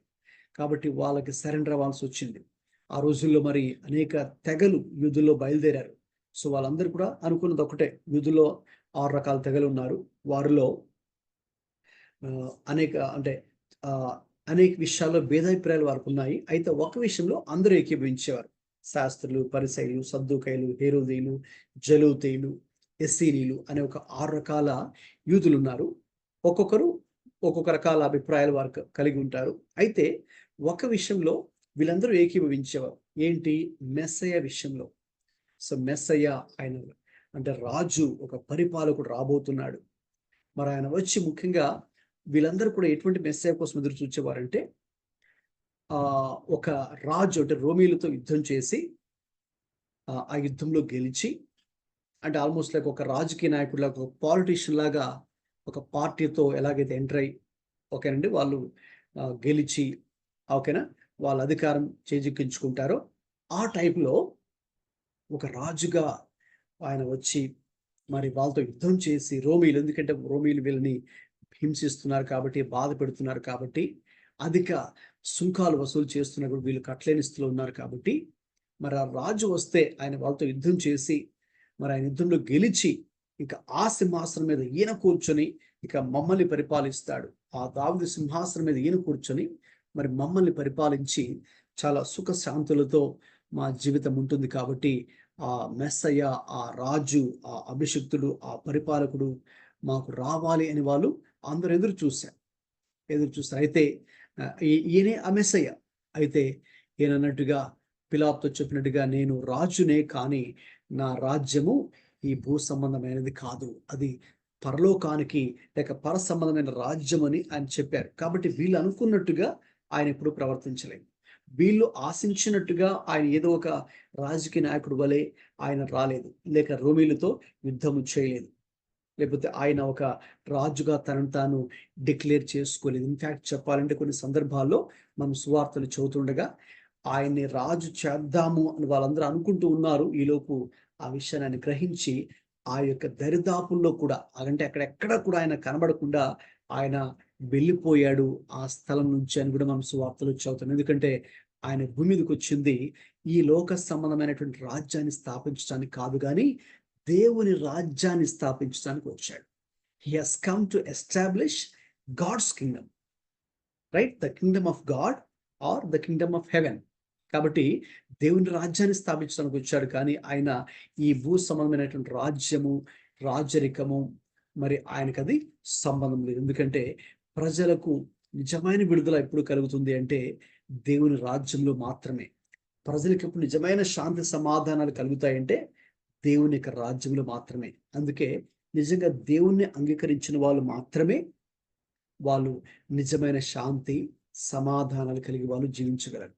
అంతేకాని ఈ లోక సంబంధంగా వాళ్ళకి ఎంత డబ్బు ఉన్నా, ఎంత పాస్తులు ఉన్నా కూడా దేవుడు వారి జీవితాలు లేకపోతే వారి జీవితాలు శాంతి సమాధానం ఉండదు, పాప క్షమాపణ ఉండదు.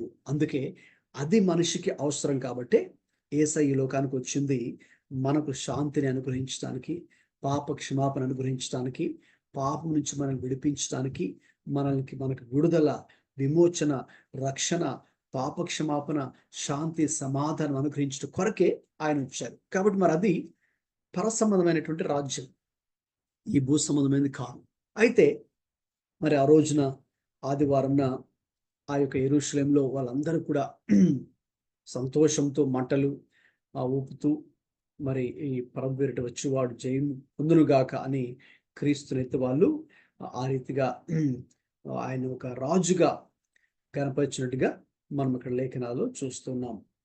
అది ఆ యొక్క ప్యాషన్ వీక్లో, అంటే క్రీస్తుని సిలువేయడానికి ముందుగా ఆ వారంలో ఏదేది చోటు చేసుకుందో మనం చూస్తే ఆదివారంన ఆ సంఘటన చోటు చేసుకుంది. ఇకపోతే నెక్స్ట్ సోమవారంన జరిగినటువంటి 2 సన్నివేశాలు అక్కడ నేను స్లైడ్ మీద మెన్షన్ చేశాను. ఒకటి దేవాలయ 2వ శుద్ధీకరణ, అలాగే మరి అంజూరపు చెట్టుని శపించుట. సో ఆ 2 సన్నివేశాలు కూడా మనం చూస్తే గనక దేవాలయ శుద్ధీకరణ మత్తయి సువార్త 21, మార్కు 11, లూకా 19. రాసుకుంటున్న వాళ్ళు జస్ట్ ఆ రెఫరెన్స్ నోట్ చేసుకుంటే చాలు. అవి మీరు తర్వాత వాటిని చదవచ్చు. సో దేవాలయ శుద్ధీకరణ మీకు ముందే ఒకసారి చెప్పాను దాని గురించి. 2 సార్లు అంటే ప్రభువారి పరిచర్య స్టార్టింగ్లో దేవాలయంలోకి వెళ్ళి అక్కడ మరి అవి అమ్మేవారిని, రూకలు మార్చేవారిని, అక్కడ లంచం తీసుకునేవారిని ఆయన ఏ రీతిగా కొరడా జులిపించి అక్కడ ఆ బల్లలు కింద పడవేసి మీరు దేవుని యొక్క మందిరాన్ని మరి దొంగల గుహగా చేశారు, వ్యాపారకుడిగా చేశారు, వెళ్ళిపోండి అని ఆయన గట్టిగా కోపంతో గద్దించాడు. మనం మీకు ఆ యొక్క వీడియో కూడా మీకు చూపించడం జరిగింది. సో ఇది 2వసారి మత్తయి సువార్త 21లో జరుగుతున్నటువంటి శుద్ధీకరణ 2వసారి జరుగుతున్నట్టుగా మనం చూస్తున్నాం. సో దట్ మీన్స్ మళ్ళీ కూడా వాళ్ళు కొనసాగిస్తూ ఉన్నారు, తమ వ్యాపారాలు మళ్ళీ కొనసాగిస్తున్నారు. దేవుని యొక్క ప్రార్థన జరగాల్సిన స్థలంలో వ్యాపారం జరుగుతూ ఉన్నది. చూడండి, దాన్ని బట్టి చూస్తే ప్రజలు ఏ రీతిగా దేవుని నిర్లక్ష్యం చేస్తూ ఉన్నారో, దేవుని ఆలయాన్ని నిర్లక్ష్యం చేస్తూ ఉన్నారో, మిస్యూజ్ చేస్తూ ఉన్నారో మనకి ఇక్కడ అర్థమవుతూ ఉంది. టైమ్ అండ్ అగైన్ వాళ్ళకి చెప్పాలంటే తెలిసినా కూడా వాళ్ళు తర్వాత స్వార్థంతో స్వలాభం వాళ్ళు ఆశించి వాళ్ళు అలా చేస్తూ ఉన్నారు. అందుకే ప్రభువారు మళ్ళీ వెళ్ళి వారిని గద్దించి 2వసారి కూడా దేవాలయాన్ని శుద్ధీకరించినట్టుగా మనం చూస్తూ ఉన్నాం. నా ఇల్లు ప్రార్థనా ఇల్లుగా ఉండాలి. My house will be called as house of prayer. మీరు దాన్ని దొంగల గుహగా చేశారు, వ్యాపారకులుగా చేశారు. మత్తయి సువార్త 21:13లో మనం చూస్తూ ఉన్నాం. కాబట్టి ఆ రోజున జరిగినటువంటి సంఘటనలు అవి. అలాగే cursing of the fig tree, అంజూరు చెట్టును శపించడం. ప్రభువారు వెళ్ళి చూసినప్పుడు అది చూడడానికి ఫలాలు ఉన్నట్టుగా ఉంది, కానీ అయితే అందులో ఫలాలు లేవు. కాబట్టి ప్రభు దాన్ని శపించినట్టుగా మరి మనం చూస్తూ ఉన్నాం. అంటే దాన్ని బట్టి చూస్తే ఒక అర్థం ఏంటంటే, శాస్త్రులు పరిసయ్యులు ఆ రోజుల్లో వాళ్ళు చూడడానికి ఆత్మీయులుగా భక్తిపరులుగా కనిపిస్తున్నారు, కానీ వారు నిజమైనటువంటి భక్తి వారిలో లేదు. వారు దేవునికి చాలా దూరంగా ఉన్నటువంటి పరిస్థితిలో లేక వేషధారంతో జీవిస్తున్నట్టుగా మనం చూస్తూ ఉన్నాము. అంజూరు చెట్టు కూడా మరి చూడడానికి ఆకులు ఉన్నాయి, అయితే అంటే అది ఒక ఇంప్రెషన్ ఇస్తూ ఉందన్నమాట. నా దగ్గర ఫలం ఉంది అన్నట్టుగా ఒక ఇంప్రెషన్ ఇస్తుంది, కానీ దగ్గరికి వెళ్ళి చూస్తే మరి అందులో ఫలము లేదు. So it's a incident to talk about the hypocrisy of Pharisees. పరిసయ్యుల యొక్క వేషధారణ గురించి ప్రభువారు దాని గురించి మాట్లాడారు. రైట్, నెక్స్ట్ మనం చూసినప్పుడు ఇదే సన్నివేశం. పరిసయ్యులు, శాస్త్రులు, ధర్మశాస్త్ర ఉపదేశకులతో ప్రభువారు మంగళవారం రోజు ట్యూస్డే ఒక ఒక డిస్కషన్ జరిగినట్టుగా మనం చూస్తున్నాం. అది మనకు మత్తయి సువార్త 21, అలాగే 27, మార్కు 11, లూకా 20 ఇక్కడ రాసిన టెక్స్ట్ ఉంది కదండి, వాక్య భాగాలు మీరు నోట్ చేసుకోండి. నోట్ చేసుకుని మీరు వాటిని చదవచ్చు. సో వాళ్ళతో ప్రభువు మాట్లాడి ఏ రీతిగా వారిలో ఉన్నటువంటి వేషధారణను ప్రభు వారు ఎత్తి చూపించడం జరిగింది. వారు ఏ రీతిగా దేవుని యొద్ద నుంచి తొలగిపోయారో, దేవుని యొక్క మాటలు వాళ్ళు ఆలకించకుండా ఉన్నారో చాలా స్పష్టంగా మనకు అక్కడ అర్థమవుతుంది.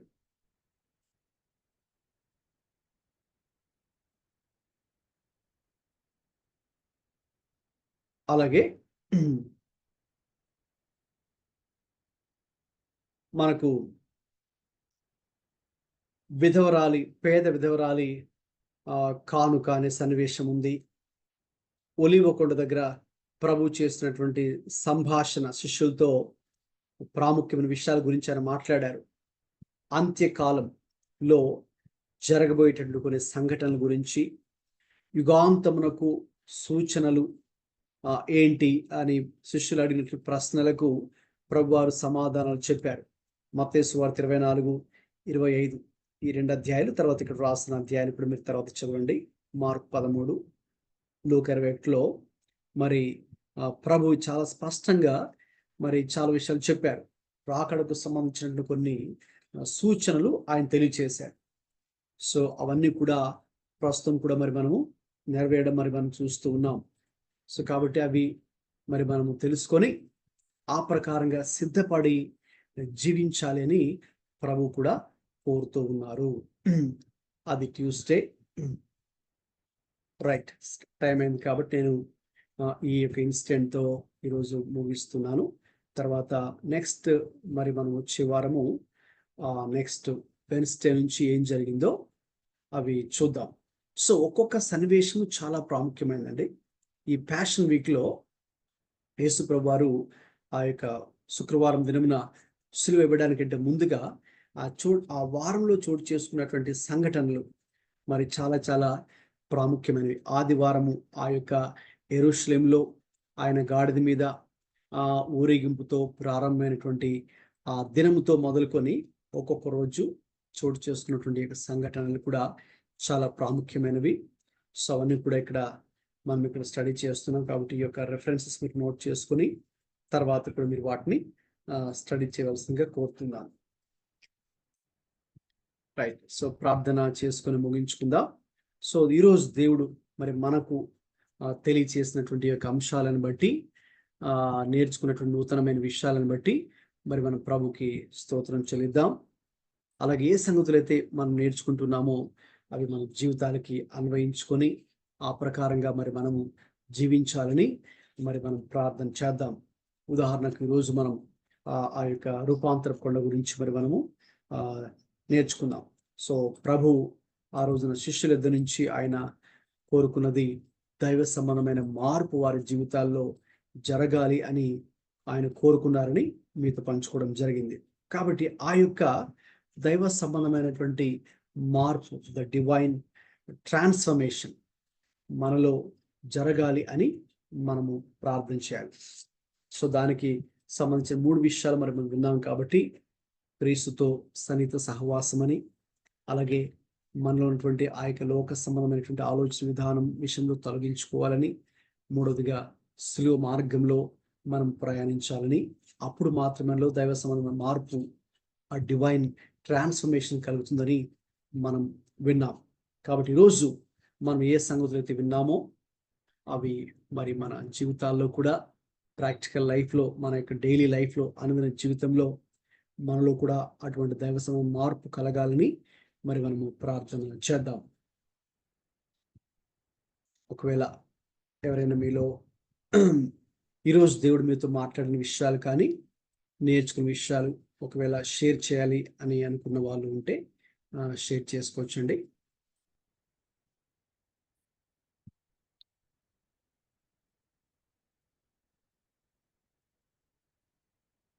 ఇదివరకే ఒకరిద్దరు పంచుకున్నారు.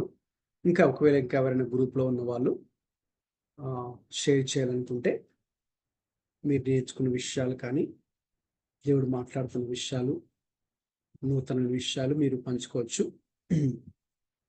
లేనట్లయితే మరి ప్రార్థన తో ముగించుకుందాం.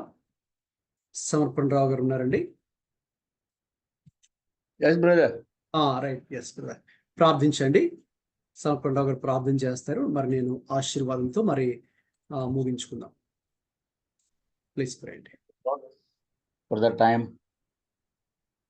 కొంత సమయాన్ని మీతో గడపడానికి, కొన్ని విషయాలు నేర్చుకోవటానికి మాకు ఇచ్చిన గొప్ప అవకాశాన్ని బట్టి వేలాది వందనాలు, స్తోత్రాలు చెల్లిస్తున్నాం. ముఖ్యంగా ప్రభు ట్రాన్స్ఫిగరేషన్ విషయంలో పర్సనల్గా మా యొక్క రూపాంతరం విషయం కూడా కొన్ని విషయాలు నేర్చుకోగలిగాం. తండ్రి మీకు స్తోత్రాలు. మరి ప్యాషన్ ఆఫ్ ద క్రైస్ట్, ఆ వీక్ జరిగిన సంగతులు కూడా మేము నేర్చుకోగలిగాం. అయితే ప్రభువా, మరి ఇవి మా జీవితంలో అనుభవించుకుంటూ మరి అనేకులతో మేము పంచుకోవడానికి కూడా తగినటువంటి ఆత్మ సహాయాన్ని మాకు దయచేయండి. ఈ యొక్క బైబిల్ స్టడీ క్లాసెస్ వారానికి ఒకసారి మేము నేర్చుకొని చూడగా ప్రభువా, మరి వీటిని మా జీవితంలో అనుభవించుకోవడానికి కృప చూపండి. అనేకమైన లోతైన విషయాలు నేర్చుకుంటున్నాం. ఎవరిని దాస్తున్న ద్వారా మాకు నేర్పిస్తున్నారు. దాన్ని బట్టి కూడా వేలాది స్తోత్రాలు చెల్లిస్తున్నాం. మీ దాస్తుని బలపరచండి. ఇక్కడ చేరి నేర్చుకుంటున్న ఆసక్తి కలిగిన బిడ్డలందరినీ కూడా మీ ఆత్మతో బలపరచండి, నడిపించండి. అయ్యా, మా జీవితాలు ట్రాన్స్ఫర్మేషన్ అవ్వాలి, రూపాంతరం పొందాలి ఆత్మీయంగా. అనేక విషయాల్లో, ప్రార్థన జీవితంలో, వాక్య ధ్యాన విషయంలో ప్రభు నేర్చుకున్న వాటిని అయ్యా ఇతరులతో పంచుకున్నటువంటి ఈ యొక్క ట్రాన్స్ఫిగరేషన్ మా జీవితంలో కలగాలని ప్రార్థిస్తున్నాం. నిజంగా మరి ఈ దినాన్ని, ఈ విషయాన్ని బట్టి నేను ఎంతగానో ఆనందిస్తున్నాం. దయగల ప్రభువా, నీ కుమారుని బట్టి ఈ సేవను వర్ధిల్ల చేయమని వేడుకుంటున్నాం. మనం కలుసుకునే పర్యంతం ఈ వాటిని నెమరు వేసుకుంటూ ఇంకొంచెం లోతైన అనుభవం వెళ్ళడానికి కృప చూపండి. మా యొక్క మెడిటేషన్లో, స్టడీ చేయడంలో ప్రత్యేకమైన ఆత్మ సహాయాన్ని దయచేయమని మరొకసారి మమ్మల్ని మీకు అప్పగించుకుంటూ ఇచ్చిన అవకాశం వేలాది వందనాలు, స్తుతులు, కృతజ్ఞతలు చెల్లిస్తూ యేసుక్రీస్తు పరిశుద్ధ నామములో ప్రార్థించి వేడుకుంటున్నాను. ప్రేమగల తండ్రి, ఆమేన్. ఆశీర్వాదం తీసుకుందామండి. ఇప్పుడు మన తండ్రి అయిన దేవుని ప్రేమయు, మన ప్రభు అయిన యేసుక్రీస్తు కృపయు, పరిశుద్ధాత్మ దేవుని తోడు సహవాసము మనందరికీ, సార్వత్రిక సంఘానికి ఇప్పుడు ఎల్లప్పుడూ సదాకాలం తోడే ఉండి నడిపించును గాక. ఆమేన్. ఆమేన్.